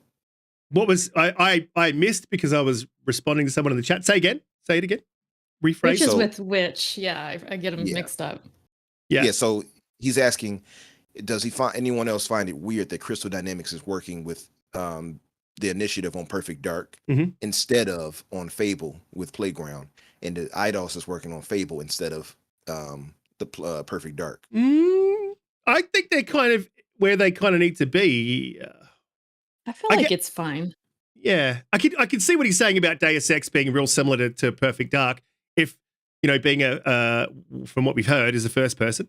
I can see what he's saying, but I think that they're both really good studios, and I think that they can diversify to the point where they've got the skills to step into those slightly different genres. Pete, what are your thoughts? On what? Sorry. Are you doing a Riskit? Well, you just tuned out. Oh my God. I was responding to the chat, guys. I was responding to our awesome chat. I'm reading all these chats. I haven't really been responding to them. I just can't believe how many amazing people we've got here in the community. Yeah, can't thank you guys enough, man. You guys are awesome. I was just reading through some of the things you've been saying. Just on point always. Yeah. Well played. Well played. I love that. That was great. That was great. Chat, if you like that, put a heart in the chat for Pete. If you didn't like that, put a cross. Yeah. I expect to see a bunch of crosses. By the way, the poll is done, it looks like, and it looks like most are saying yes, it will be a mid-gen refresh. Just to answer that question, though, I do see what AJH is saying on that, because obviously Crystal Dynamics on Deus Ex, they go hand in hand with what Perfect Dark is doing. And Eidos, working on Fable would make sense the other way around. Excuse me, Eidos would be Deus Ex, and Crystal Dynamics would make more sense on Fable. Yeah, I can kind of see what he means on that. Yeah, I do get it, but I think they're so talented in general. I think it's going to work out one way or another. Yeah. And obviously, the director of the initiative. I forgot his name right now. He used to run Crystal Dynamics, so that's his former team. So it makes sense for them to work under him. Absolutely. Pete is hearting his own response there. That's really not. Well, no, I see it. never. Wow. Look at all different colors. Let me throw one in there. Yeah. Throw one in there for you. Really. What's up, Truly? Truly, throw in an X. It's not how it works. Not how it works. Look, guys, absolutely fantastic. I will move on to the next topic. Before I do, please hit the like button, subscribe. If you're listening on Apple Podcast or Spotify, I'm sorry that I upload it late every week. I'm super busy. I got a little one that runs around trying to stick his finger in electrical sockets. Whoa, I didn't know where that was going. Yeah. I thought you were going to say his nose or something. He Yeah. had us in the first half. No! He had us Like in the dog's first half. butt or something? No, he does stick his finger up my nose and stuff. Oh, it's so, it's like, yeah, they're weird. Yeah, he's like, I'll try and put my whole hand in your mouth. He thinks it's hilarious. It's not funny. I'm like, I can't wait for that. oh, yeah. I can't wait for that. After all the stuff they touch and like crawl around on the ground and like, and oh, Oh, bleh. It's good for Yep, your all the germs. immune system, guys. Mhm. Yeah, that's right, Young. You can check us out on Apple Podcast, on Spotify, on Google Podcasts, anywhere there are good podcasts. Anyway, we'll move on to the next topic. God of War landed. And listen, I did watch one review, IGN's review. I have been really staying away from anything God of War, seeing as some moron, Spoilers. decided that he would put God of War on the shelves early at a GameStop or an EB Games. I think it was in Australia. I've just been, anything that says God of War, I'm like, nope. And I think a lot of people have been the same. However, it has landed, I believe, and yesterday it was at 94. I'm not sure if that's dropped down. I'm pretty happy with my prediction. I will say that I predicted about a 93 because we all know that reviewers are biased to place. Only kidding. I'm only kidding, Erica. I'm only kidding. No, you're not. No, you're not. Say it War. with your chest. Say it with your chest. All out. God of War is an Get it amazing, out. amazing franchise. It's seriously one of the best games that I've ever played. It provoked a really emotional response, and if you know me, I don't have emotions. I was assembled in the shed with power tools, but this one really did provoke an emotional response, father and son story, and for me, it was just absolutely Riskit, phenomenal. I was a bit disappointed we didn't see you dress up as Kratos for Halloween. I that would've may been be dressing up amazing. at E3 as Kratos if my son has his way. Oh my god. He wants to go as Atreus, but in fairness, I look more like Thor. So, and I don't know if you see when he's like in that depressive mode? No. I mean the Thor on God of War no. Ragnarok. I don't know if Oh, you've no. I don't know if you've seen that Thor. The classic actual real representation of Thor with Yeah. the red hair and all of that. Yeah, actually, I don't have red hair. But I do have a red beard. I know. It's weird. But I've got tri-colored beard. But he, my son sent me the picture of Thor from God of War as soon as it was released. And he's like, Dad. And I'm like, that's not funny. But he's probably on the money. That rhymed. And hit like in the chat if you like rhymes.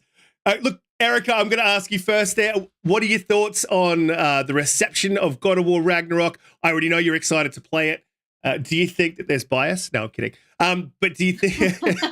Here's the one caveat. I was watching in that IGN review, the water, and everyone's kind of talking about the like graphics. And look, it's amazing graphics, but I would have loved a God of War Ragnarok next gen only, and it's not.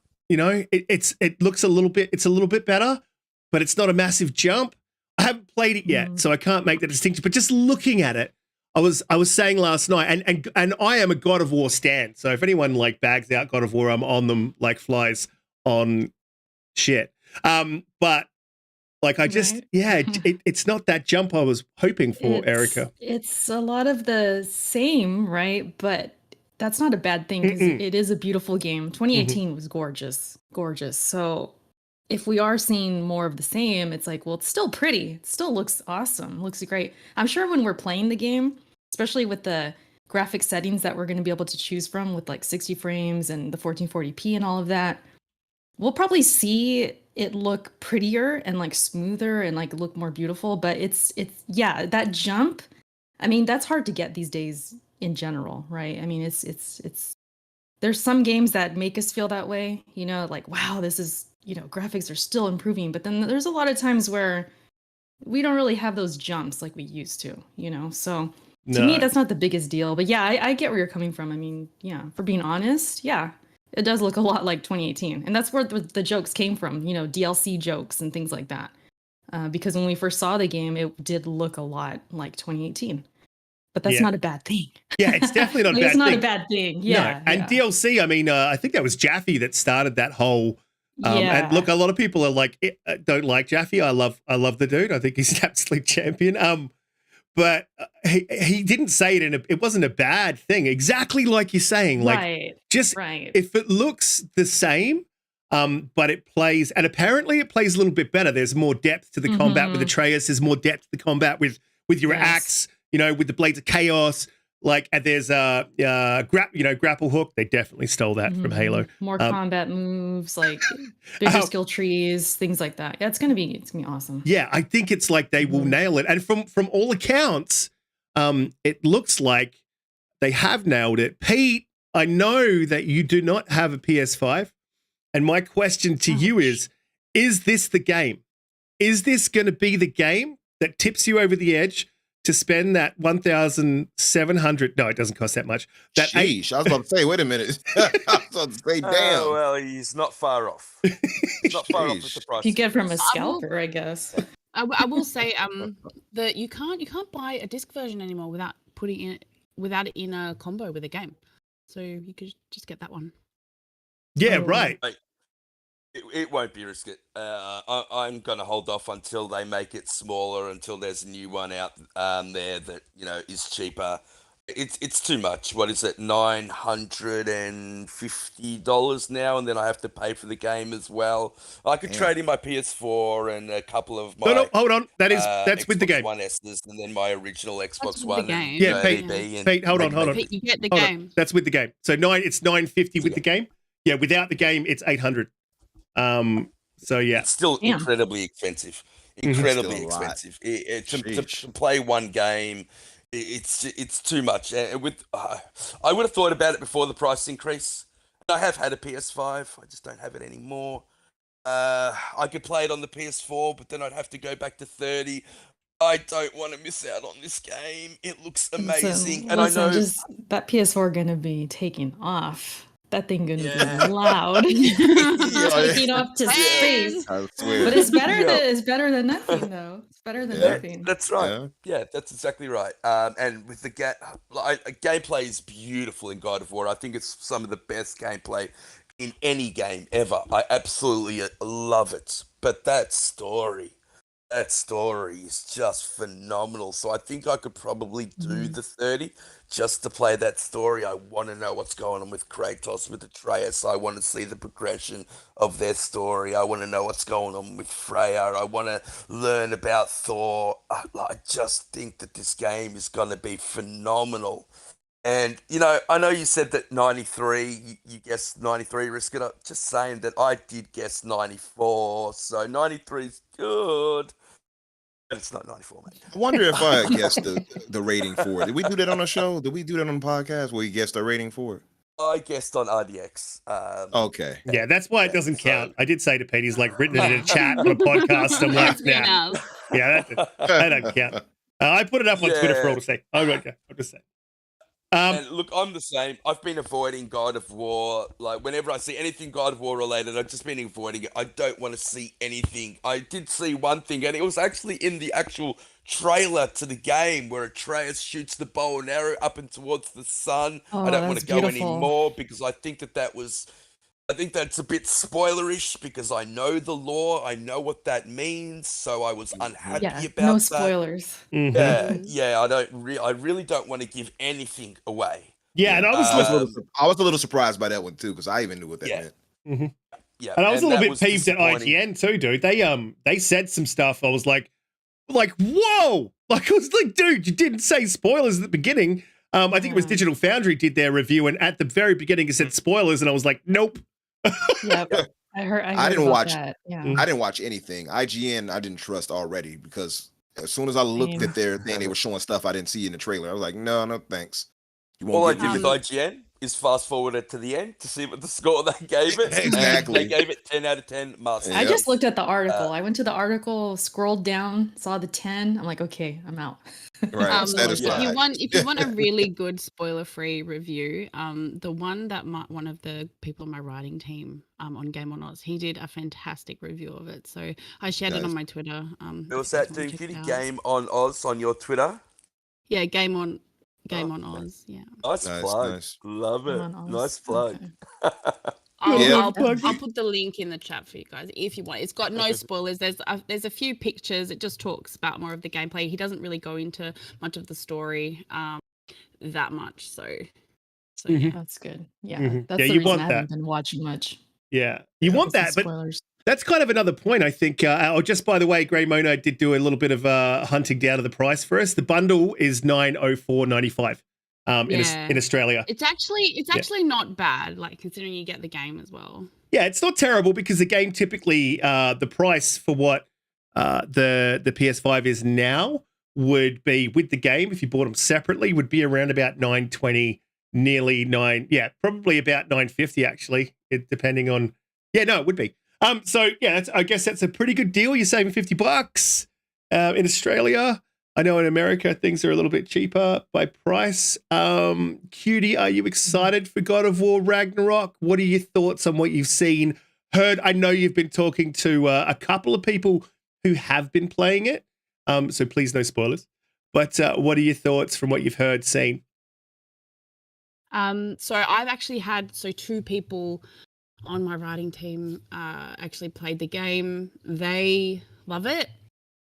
There was only one comment about it that I was a little bit surprised about, was that potentially the story is a little bit watered down compared to the first one.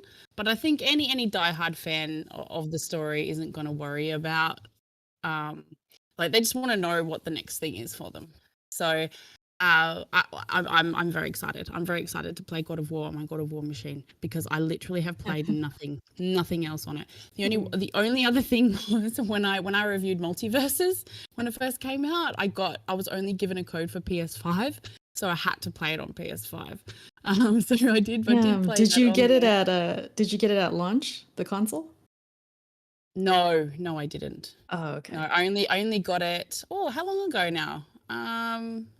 5 months ago. Okay. Yeah, so I haven't had it the whole time.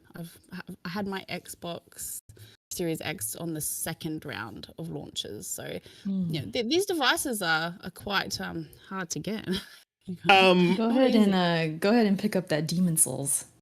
That's what you gotta do. I played Elden Ring at the beginning of the year. It was a bad time. I literally. No. I'm sorry. I'm Oh, sorry, no. Erica. I just It's can't, okay. darling. I'm so sorry. At least you tried, man. At least I you don't. tried. Look. I need my hand held. I need instructions. I need to Elden not Ring doesn't feel- do that. I mean, I'm not. Yeah. I don't. it I don't does, like but you gotta feel look for it. Scared. Most of the time, I can't walk 2 steps without something wanting to absolutely rip my soul from my body. Yeah. And it's just not a good Souls time, games. Erica. It's really not. Yeah, look, the stress. I I understand.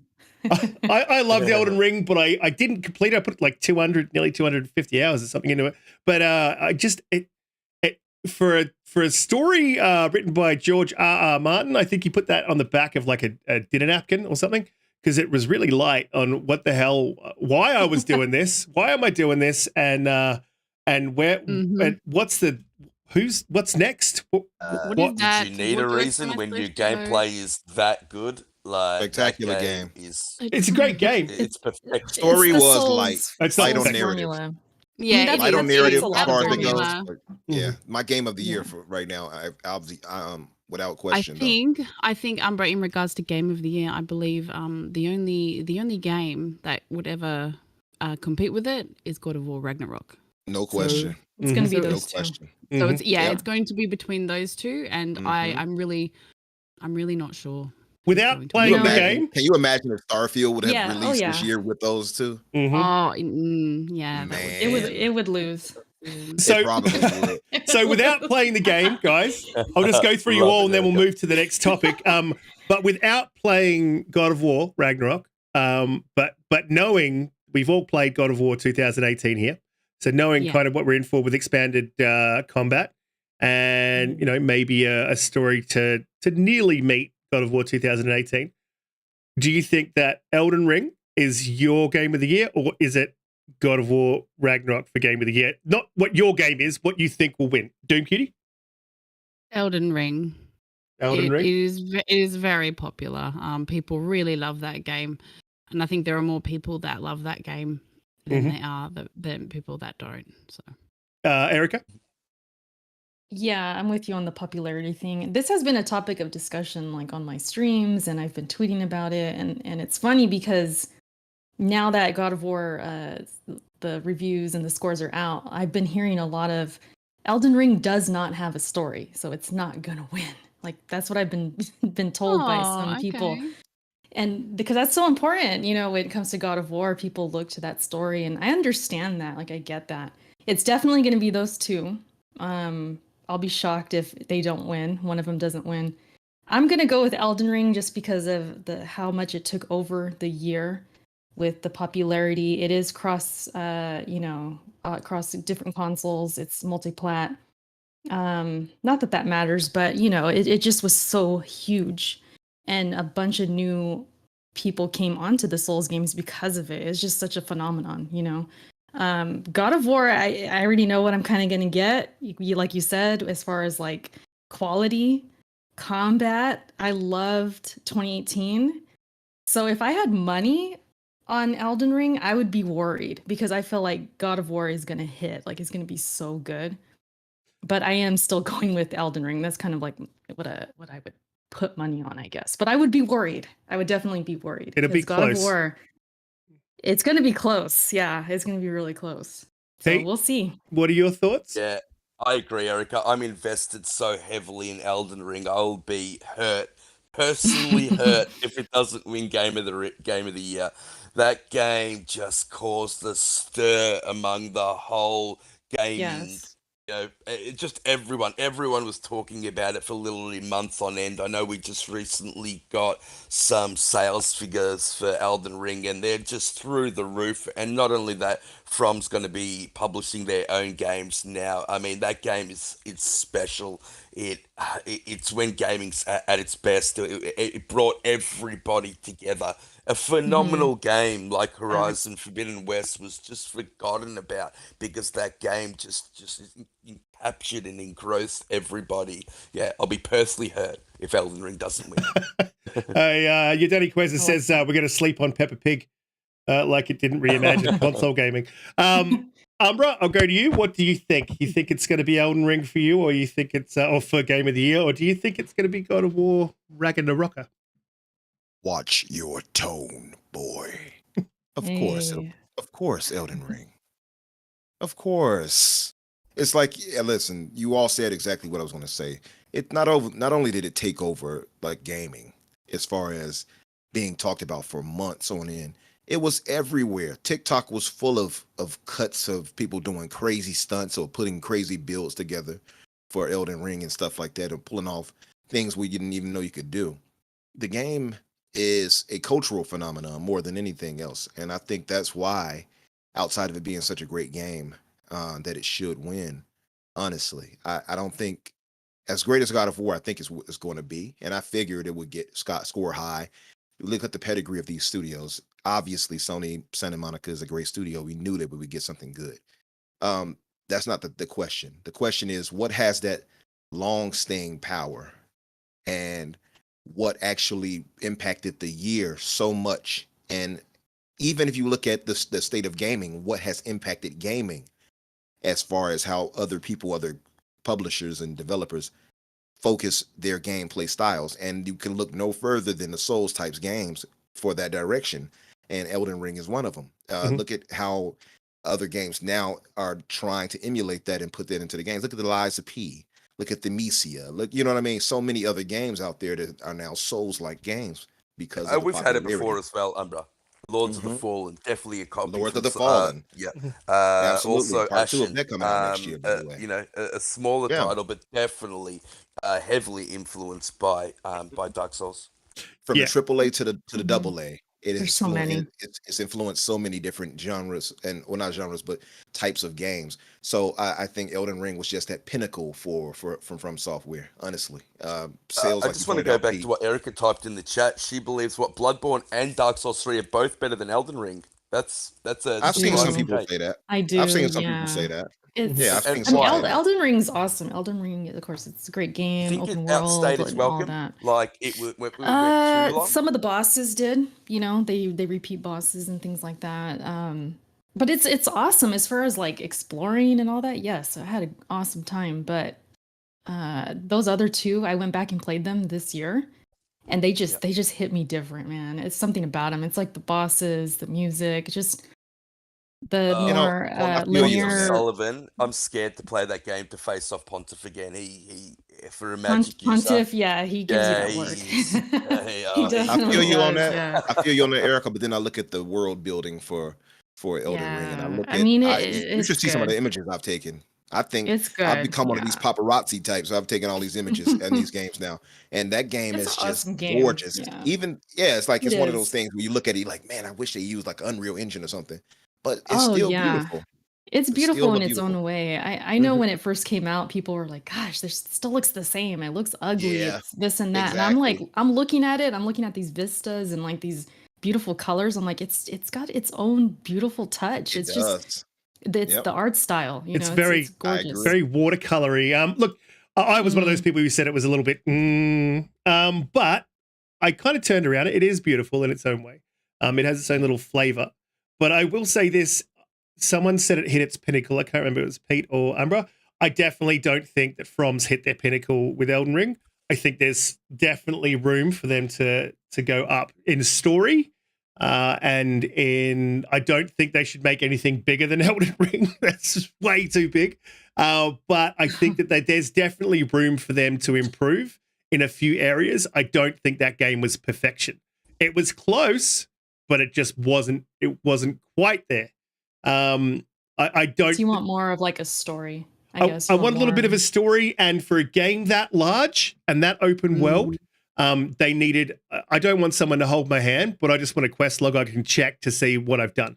Even just the journal would have disagree. helped. I disagree. That's what makes From Software games so good. The fact that you can go Yeah. anywhere, explore. The fact that they don't tell you where anything. The world is there. I'm not put in front asking of you, them and to it's- tell me where it is, though, Pete. We've had this conversation a few times. I'll say it again. I'm not asking them to tell me where it is. I'm not saying I want a Ubisoft type game that directs me and holds my hand.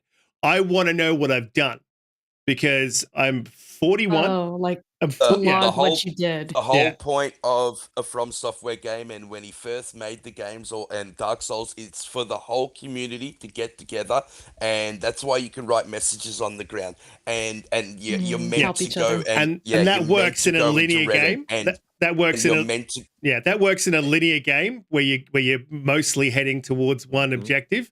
That doesn't work in an open world game because then I have to sit agree. there and write down everything I've done for the. I think at one point I had like 6 quest lines running, and I couldn't remember who was what was where, and when was what. So No, I agree 100% right there. And I get where you're coming in a from. linear game, it works. In that, it did not. And I had that one quest, that one ridiculous quest with the moon goddess. I forgot her name, Rainy, I think. That you wouldn't. I have a hard time believing anybody would know what the hell to do with that if you didn't look at a guide. I have a I hard But you looked are it meant up. to look at guide. You are meant I to look looked at a it guide. up. You're meant to. Yeah. You're meant to use the community as a resource to help you get to where you need to go. That's the whole point. That's Yeah, why but the community game could is not help you designed in that like game, though. That community couldn't But- help you in that quest, though, Pete.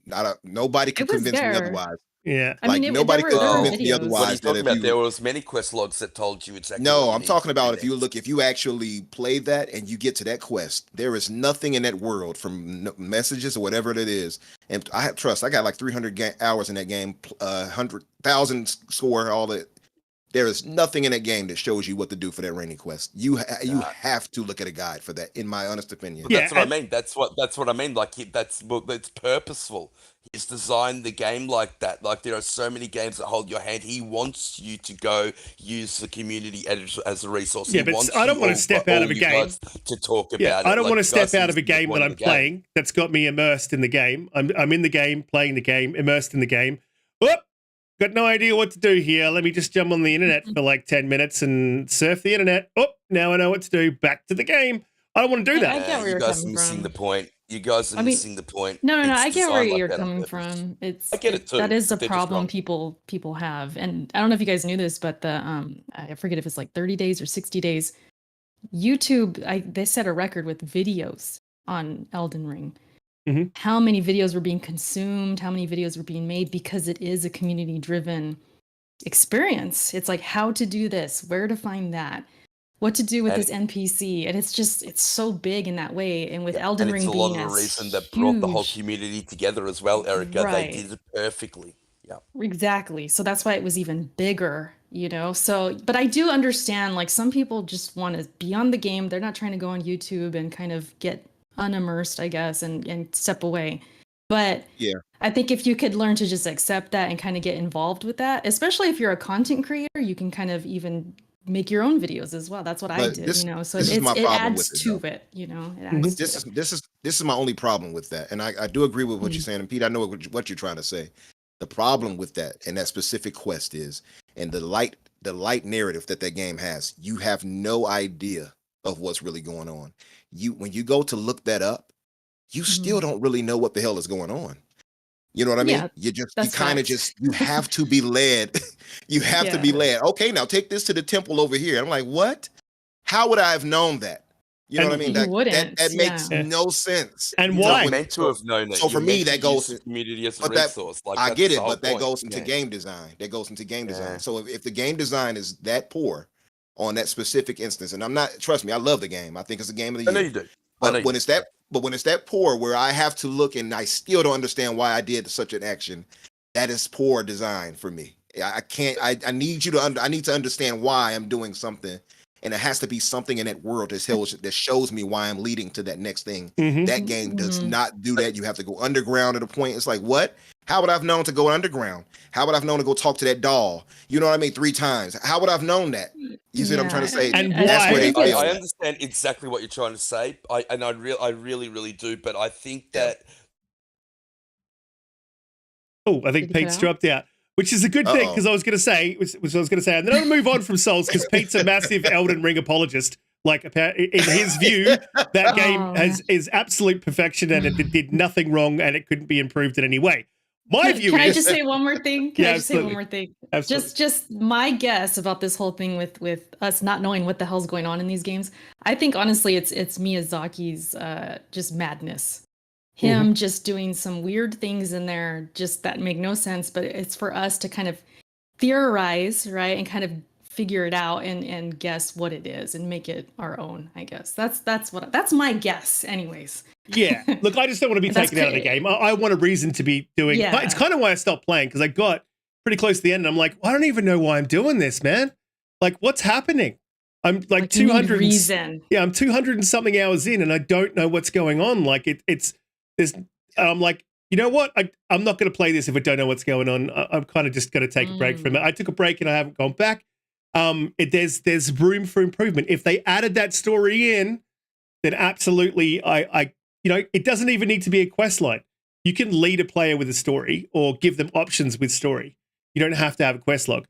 But a quest log saying what you've done is helpful, because there was points at which is like someone would go, "Oh, have you done this?"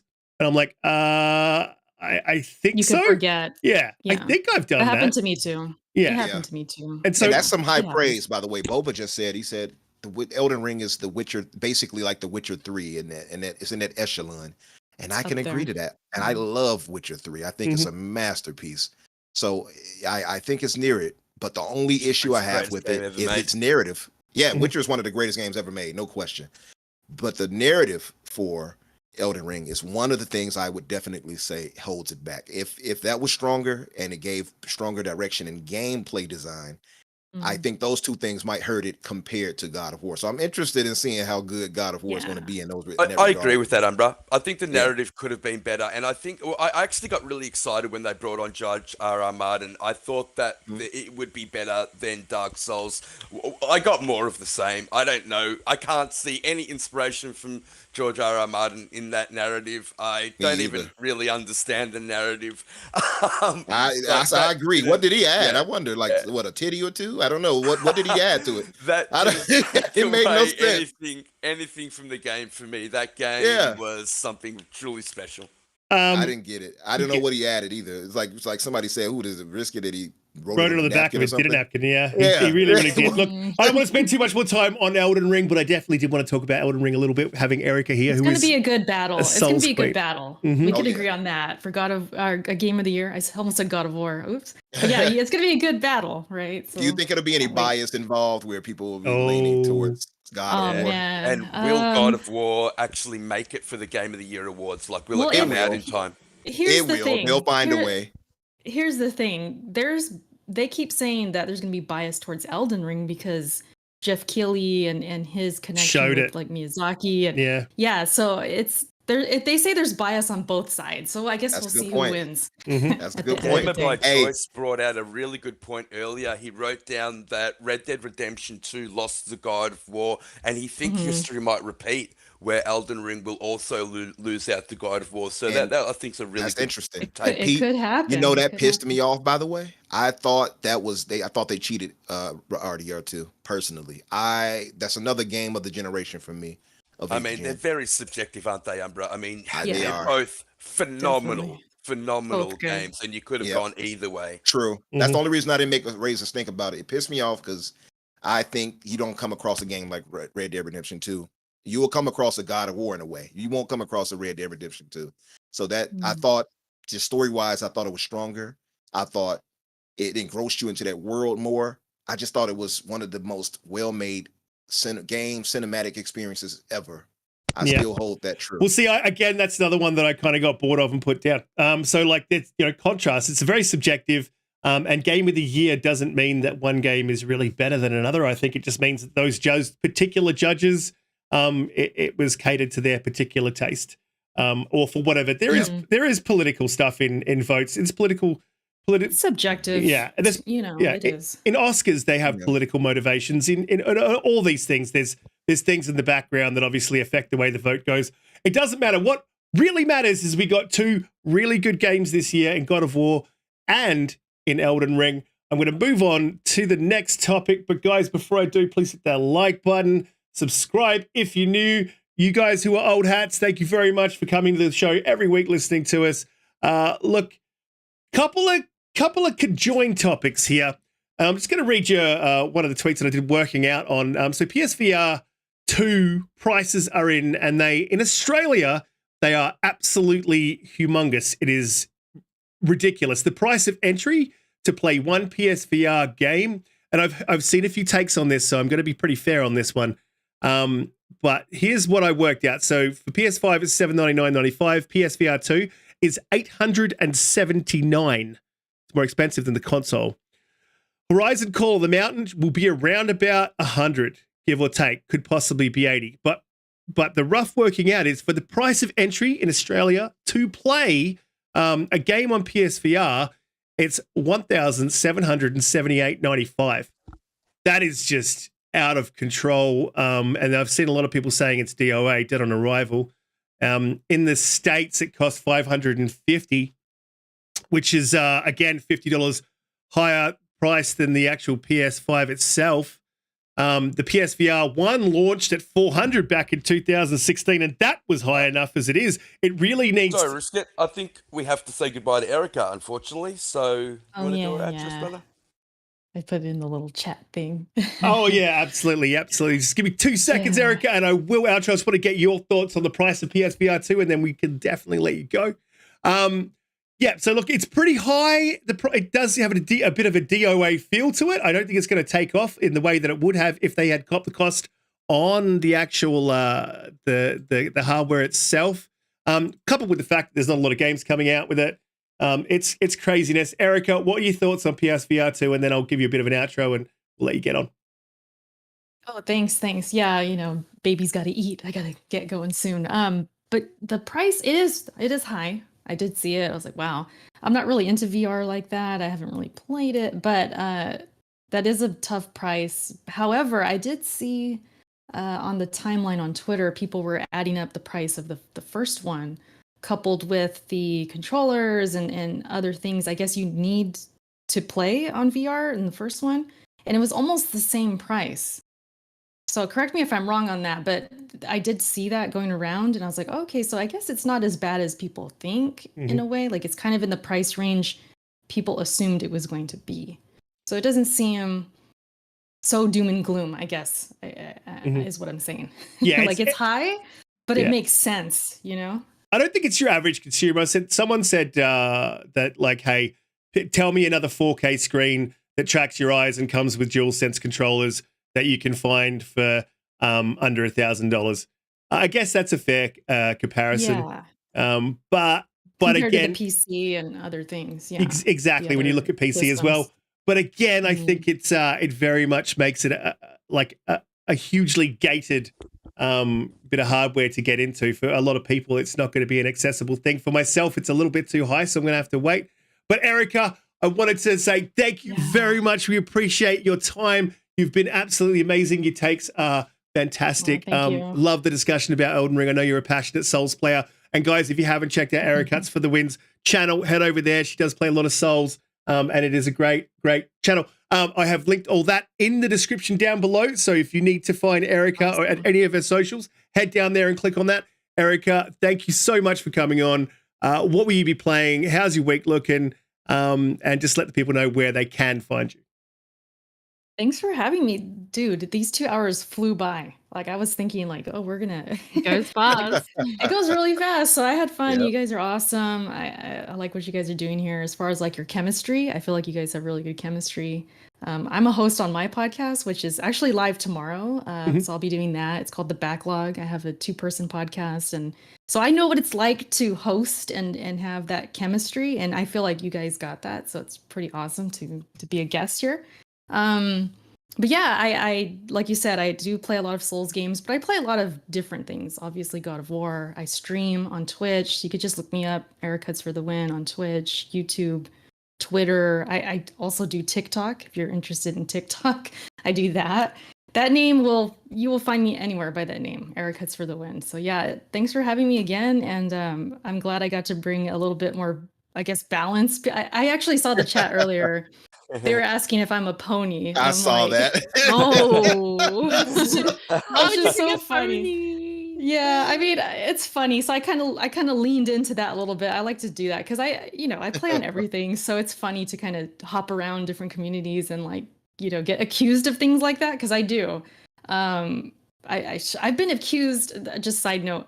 On Twitter, because I had a profile picture wearing a Sony shirt that was making me a fangirl. So like things like that, it's just kind of funny to be accused of. Yeah.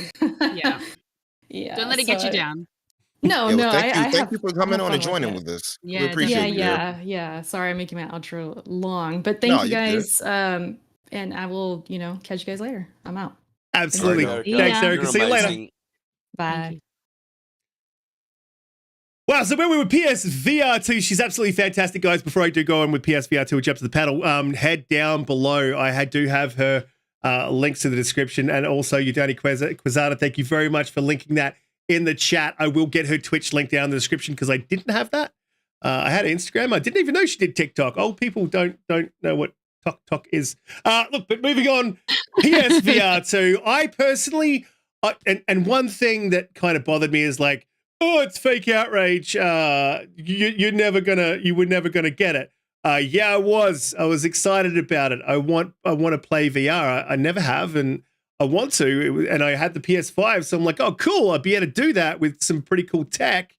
But that's a little bit out of my price range for the minute. And so my disappointment is absolutely genuine. I know people don't know me on Twitter. They don't realize that I am genuine, but fuck them. JediKnightPeter, I just want to know your thoughts on the price of entry for the PSVR 2. Do you think it's too much? I mean, considering that, The price of entry for PC VR, the price of entry for say a 4K TV, is it comparable? I think it's ridiculous. Look, I think the price to play one of the games of the generation, God of War 2, is too much. So, I mean, that's pretty much leans into the fact what I think about PSVR 2. If there were more games like, I don't know, Half-Life Alyx or something like that, I want to see more. I mean, the Horizon game looks really good, really interesting, but these are usually 45-minute, hour-long games. They're not, really that long. $1,700 as an entry point is just, it's insanity to me. I mean, gaming is niche. It's not niche, but it's a very expensive hobby. And this pushes past the point. Anyone that is slightly wary of money, and wants, to get good value for money out of something, this just excludes them. I get that it's a good device. I get that the device is probably worth it. Not worth it for me. Yeah, it is super high. Cutie, is VR something that you've been interested in and wanted to get into? Is the price there for you? What were your thoughts on the PSVR 2 pricing? It is wildly expensive. It really is. Yeah, I don't. I won't be getting it. I'm not a VR person, not even in any VR games at all.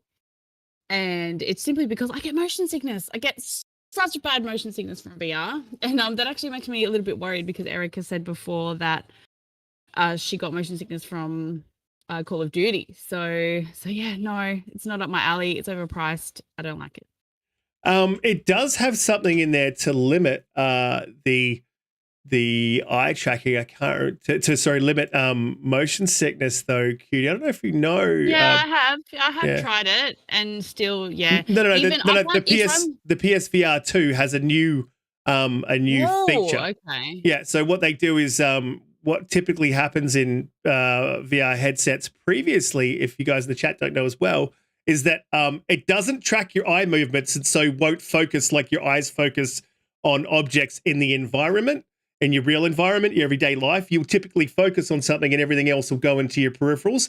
Doesn't happen like that with VR, and it's very weird, and it can be throwing off. I haven't experienced it because I haven't experienced VR, but this is just from what I've read. What PSVR 2 does is it tracks your eyes to follow your line of sight whilst you're looking around. So when you look and turn, it'll fovate render. That's what it's called, fovated rendering, to focus in on things. So really clever tech. And might have that point of entry for people who do suffer from motion sickness. Knowing that now, do you think that it might be something you would check out? No, because it's too expensive. Okay, let me try another one. Say I had it going right at my house, and you were cruising past, and I was like, "Check this out," or anyone, could be anyone, right? Could be anyone who's got PSVR 2. Would you be like, absolutely, I'm going to give this a go? Or come play my VR? Or would you be? Is the price of entry keeping you away? Yeah, the price of entry is definitely keeping me away. And I personally, I'm happy with using a controller and a screen. It's not, I don't need that level of immersion, to be honest. Like, I'll give anything a go in general. So yeah, if I was over at your house, whatever, you're having a barbecue and you're like, hey, come check my PSVR 2. Yes, I would. That's not how, I don't sound like that. That was perfect representation. Just like them. Yes. I was like, Riskit? Oh, it's Cutie that said that. Look, it's good. Look, people are gonna love it, and they're going to want it very much, and they're gonna buy it when it comes out, pre-order it, all that stuff. But yeah, it's not something I'm going out of my way and fiending at the bit to get. Absolutely, yeah, I get it. I really did want it personally myself. Umbra, is it something that? Say, removing the price of entry, would you have been interested? But with the price of entry, are you still? No, I'm not even a fan of VR. So I'm a traditional type gamer. I want the controller in my hand. I want to be able to fully control what I do. I don't want to be in this, like, I guess, virtual world to look around, and I just have no interest in that. Honestly, I wouldn't mind it to me, it's kind of gimmicky. I've always seen it as gimmicky. And until it gets to the point where we're like Ready Player One, if we're with the Ready Player One stage, sign me up. But right now, I have no interest in that.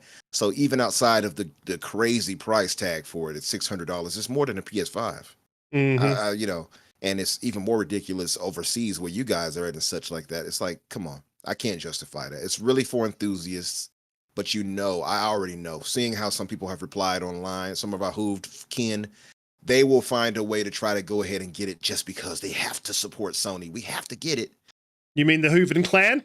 You talking about the Hooven clan? I love Yes, that. David makes a good point. It's be cordless, and I think I was talking to Hagit about this the other day. What do you think the install rate of the PSVR 2 is going to be, considering the price? I mean, and what would be a success for them? I can't see it being any higher than 5%. I mean, I don't even think they'll hit that. I don't think it'll hit that at all. No, likely 2%. And the thing is, what did they sell for the previous one? I think it was like what, 2, 3 million, 5 million sold, if that much. So it wasn't a lot. And at this higher stickers price right here, this thing is not going to reach those numbers, I don't think, personally. And I don't think they have the software, you know, to really push it. It's like you said, Pete, it's like 45 to an hour, whatever, long games. That doesn't justify it for me. And like you said, I'm going to have a bunch of Half-Life Alyx games on there for me to really, like, yeah, let me get in this. I just have no interest in it. And the price tag, again, is just too much of an ask for me to really get into something like this, to me, honestly. So even a year later after the release, they were still only sitting at 920,000 PSVR, creeping up to, and I'd say the pandemic has helped, creeping up to 5 million. You're exactly right. It's bang on 5 million. Yep. That is a tiny percentage of 100 million, which is what the PS4 consoles have sold. I think higher than that now. So yeah, the install base is tiny. Pete, you're absolutely correct. But it's something that I want to check out. I never have. Maybe I'll buy it, won't like it, get rid of it, but I've never checked it out. And this just kind of puts pause to that now. It'll be something that I get very far down the line, you know, when there's actually some games as well. But look, I will move on to our final topic, caveat. I just want to say caveat. Guys in the chat, you guys are absolutely amazing every week coming to support us. We had over 100 people here at one point. We've had over 800 people come through today. So that is absolutely fantastic. I really appreciate every single one of you. And I won't say hello to every single one of you, but you guys are all amazing. Our moderators, though, Grey Monad, Udoni Kazada, it's Timmy V2, Shooter, you guys, KY Bob, you guys are great. Thank you very much for giving us your time and helping to keep the sex bots under control. I will ask one more question that reminds me, Umbra, of you. If, and you know they will, if somehow Pornhub becomes available on the PSVR 2, would you be interested then? Yeah, I mean, if I can get that, you know, that experience, that point of view experience, absolutely. Sign me up. Give me that and some type of peripheral for the junk down below, and I'm all good. Oh my god, yes. I'm not gonna dive into that. That's all right. Moving on to the next topic. What did he say? What did he say? Sony has lost 2 million subscribers and are down on almost every single metric they use for success in their business. Now this is, I've got to find another word for caveat, but here's a caveat. It is, we are suffering from extremely high inflation. We are teetering on the edge of, I believe personally, I'm not going to get into politics, but I'm teetering on the edge of a recession. I think things are going to hit the world very, very hard, very, very soon. They already have started to. And so this is a kind of an understandable thing, and you can get it. And some of the percentages kind of do make sense. I think software sales down 18% for Sony does make sense, but not to do with inflation. I think it's to do with that the games that they released this year, I don't think they're wide-ranging. They're not like a Spider-Man. I think that those sales are going to go up, obviously, with God of War. I think that's God of War is something that covers their entire install base. They haven't had, you know, one of those like huge games. Horizon might have been it, but I don't feel that it is one of those games. You know, I think Ghost of Tsushima is a better example of that. But when it comes to God of War, when it comes to Spider-Man, you could that could be explained away. Their software sales, their subscribers down 4% since they have changed their messaging and their tiering. And there is a lot of tiering in the Hooven clan. Only kidding. But like, I think it's down 4%. They lost 2 million subscribers. Guys, I just wanted to ask you what you think, because I'm kind of two minds here, and we don't know if this is the base tier. We don't know if these people are like, were just sitting in the base tier and they've moved off. We don't know if were sitting in a top tier and they've moved down. I don't know how these numbers have been calculated. So yeah, I think there's a lot of takes on this. I don't really have one, is what I'm getting at. I'm not going to go out there and say, oh, PlayStation loses 2 million subscribers. I think they're always going to lose subscribers when they raise their price a little bit. I think this makes a lot of sense. And I don't think it really hurts. I'll add to it. I'll add to that. My thing is, I don't think Sony offers anything for the subscription enough to keep people there. That's where I think Microsoft succeeds with Game Pass, in that even if it's not first party as it should be right now, next year will be, but they still put in great third-party games, something new that people have not played, even stuff that is old necessarily, like a Persona 5, getting it into the service for Xbox gamers who have never touched it. That is something. That actually is something, and I'll be playing that soon, by the way, once I get out of 30 frames per second world. But absolutely, I think that part of that is the fact that first-party games are not day and date in the service. If PlayStation did that, I think their numbers would skyrocket, honestly. And they wouldn't have to have combined their services to try to make it look like it's something that is not either. So, yeah, I can see that as far as the pricing, too. Obviously, it's going to play a role in it. But paying a higher price and you're getting minimum product, that's not going to do it. So that's my take on that. And the silence. Enjoy the silence. Yeah, sorry, I had to step out for like literally 2 seconds. I ran back. Yeah, look, I see. I was about to start singing. Yeah, so no, you would have got muted. Yourself. You would have got muted. I could hear you for a second. I kind of get what you're saying with the fact that they don't offer much value for their bang for your buck. But I think you're always good. And when you change tiers in a subscription service, that was one way. It was I believe it was PS Now and PS Plus, and they combine them and then spread out the tiers. And then, yeah, I think you're always going to lose subscribers when you do that. I don't think 2 million is a great amount. I think they're down to 45.4 million subscribers. I don't think it kills them. I don't think it's I agree, Riskit. Yeah. And if you look at it this way, they've actually increased revenue per subscriber by 21%. So because they have got those other tiers, so they've actually, they've actually increased revenue by joining them together. So yes, it looks bad when you read it that they lost 2 million subscribers. When you dig a little bit deeper, I don't think Sony would be unhappy with those figures.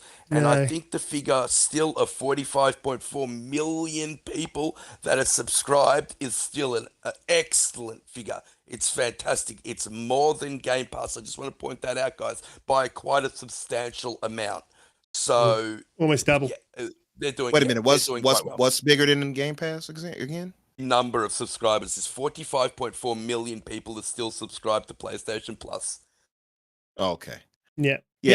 But what isn't that a bit of trickery though? Because wasn't that a conversion because of them combining the two together like that? Yeah, you'd have to probably look at the gold subscribers, and that's and then combine that with Game Pass to give you a true comparison. Absolutely agree, Umbra. But I think if you were sitting in gold and they just transferred everyone over to 3 different tiers, and I think they lost in your base subscription, you had a certain amount of games you would get monthly. You don't get those anymore. I don't think. Don't quote me on that. I don't think you get those anymore. I think they lost a little bit of value in that base tier. And I think really all you get is online games or maybe one game. I'd have to check it out again. I haven't been on my PlayStation. It just gathers dust, but I will check it out. But I mean, I think this is expected. And like Pete said, man, look, don't get me wrong. If PlayStation does something that I totally disagree with or they're having something bad happen, then I'm going to be the first to point it out, right? I think someone called me the most toxic Xbox fanboy in the community the other day. So apparently I would, but I really I don't see how this is terrible. I think their numbers going down could really be explained by, the software that they've put out, the fact that they are being hit by inflation, as everyone is. Possibly their price rises might be hurting them a little bit as well. I don't have hardware sales in front of me. I should have looked them up, but I don't. And I think the subscribers, losing 2 million subscribers is really, and here's another Aussie saying for you, a piss drop in the ocean. Like, it's nothing for them, and their revenue, as Pete pointed out, has gone up. Like, I don't think this is really terrible for PlayStation. And the guys that were pointing it out on Twitter are like, I get it, you just wanted to dunk on PlayStation, but this is probably not the thing. To be fair, though, PlayStation has sold about 21.5 million units. Risk. Mm-hmm. To be fair, though, to add to why they're doing well in revenue, outside of selling PS5s for a profit, the fact that they've raised prices on gaming and their console is part of that. That has nothing to do with their subscription services, to a degree, at least, not to the greater degree.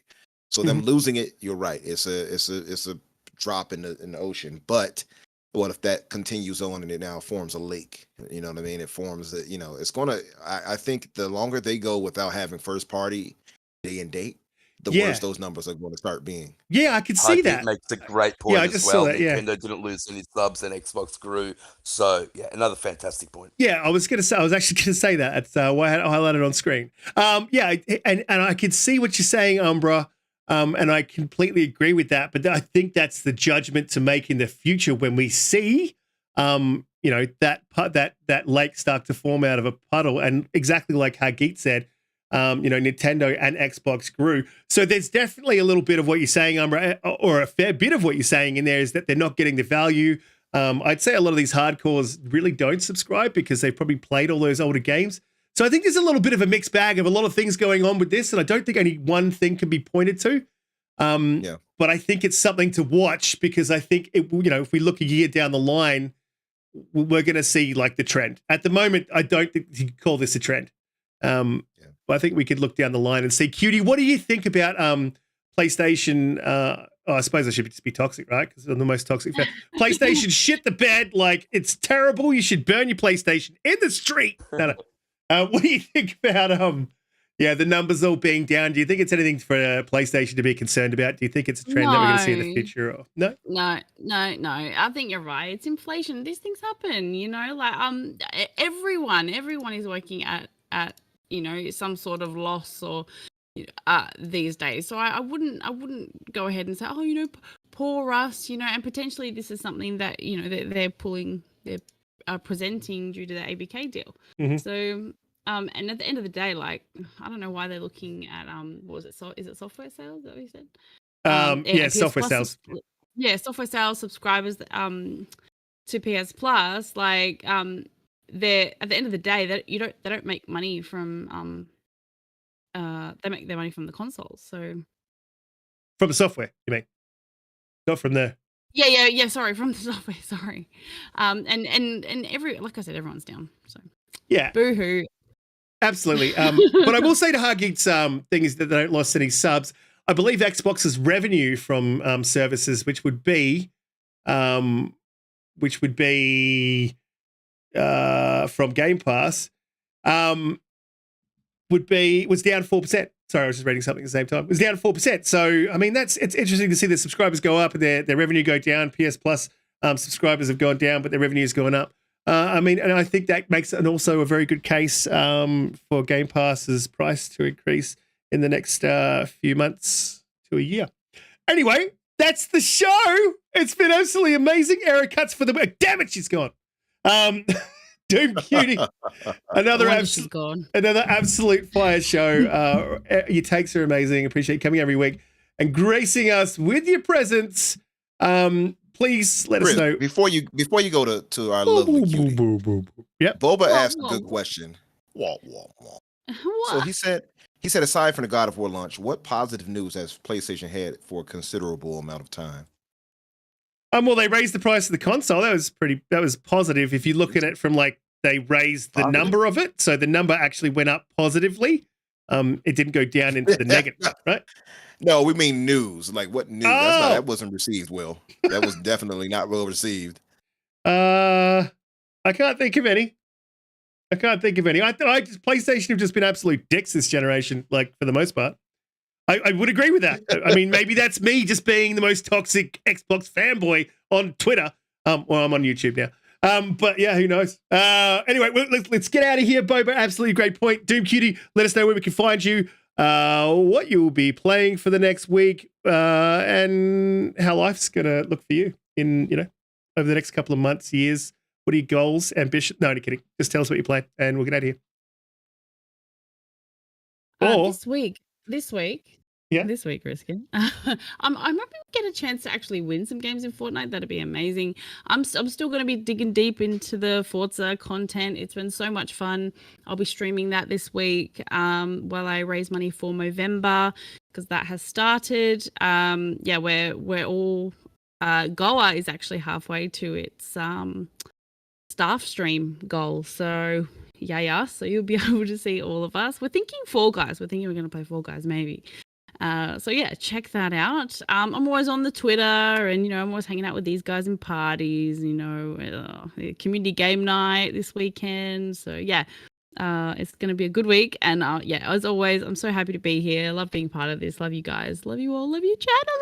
Fantastic. JediKnightPeter, another fantastic week where you have been proven wrong by polls, and I think the future.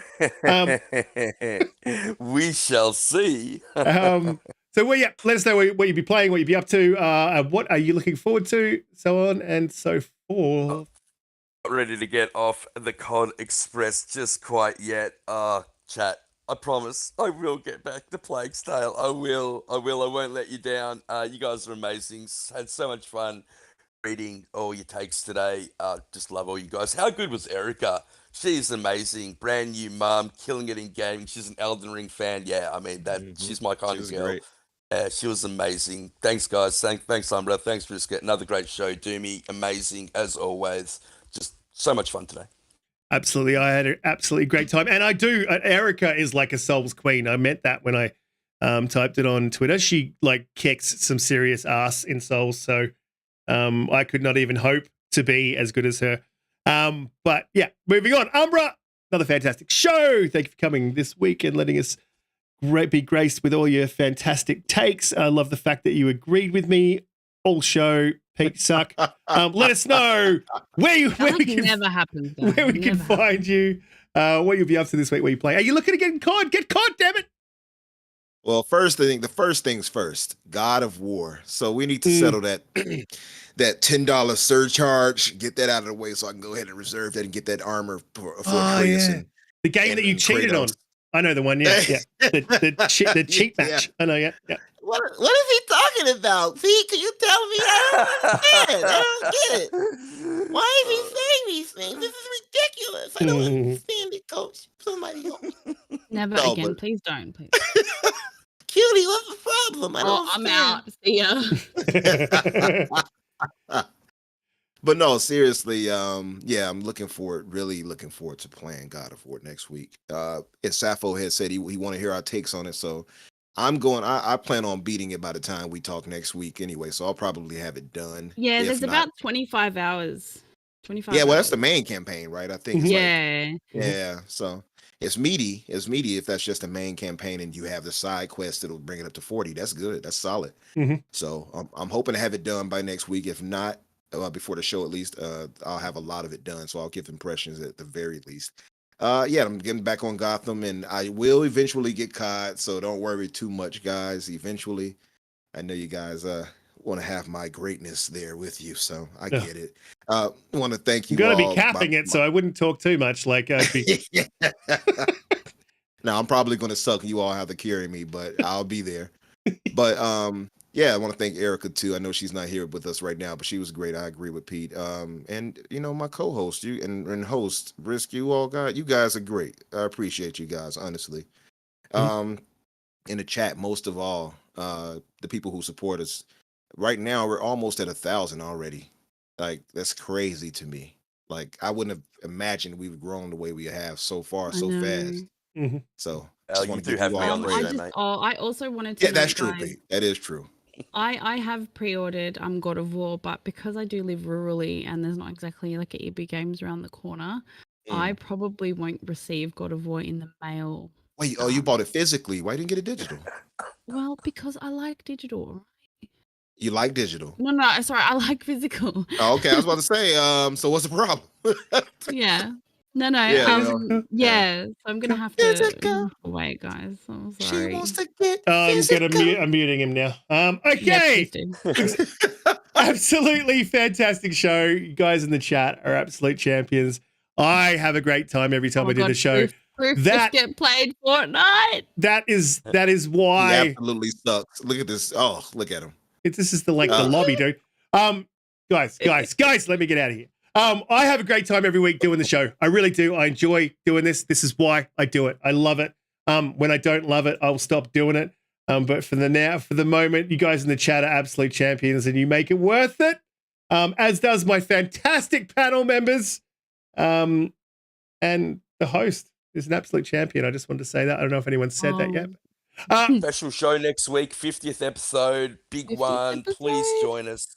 Also, Yeah. N7 in 2 days. I know Cozy is trying to organize some type of community game night for N7. I think we'll be playing Mass Effect 3 multiplayer. You have to download the 360 version, guys. Reach out to me if you want to join in. Absolutely. Yes. Super And exciting. just to say, our good brother Shooter is planning on giving away some things next week. So you all be here for that. It should be a good show. Absolutely. Absolutely. I'll have a chat to you, Shooter, sometime through the week, man. I hope you're doing okay. And we'll get out of here. Great show. Great chat. Hit like, subscribe, and stream. Goodbye. Bye.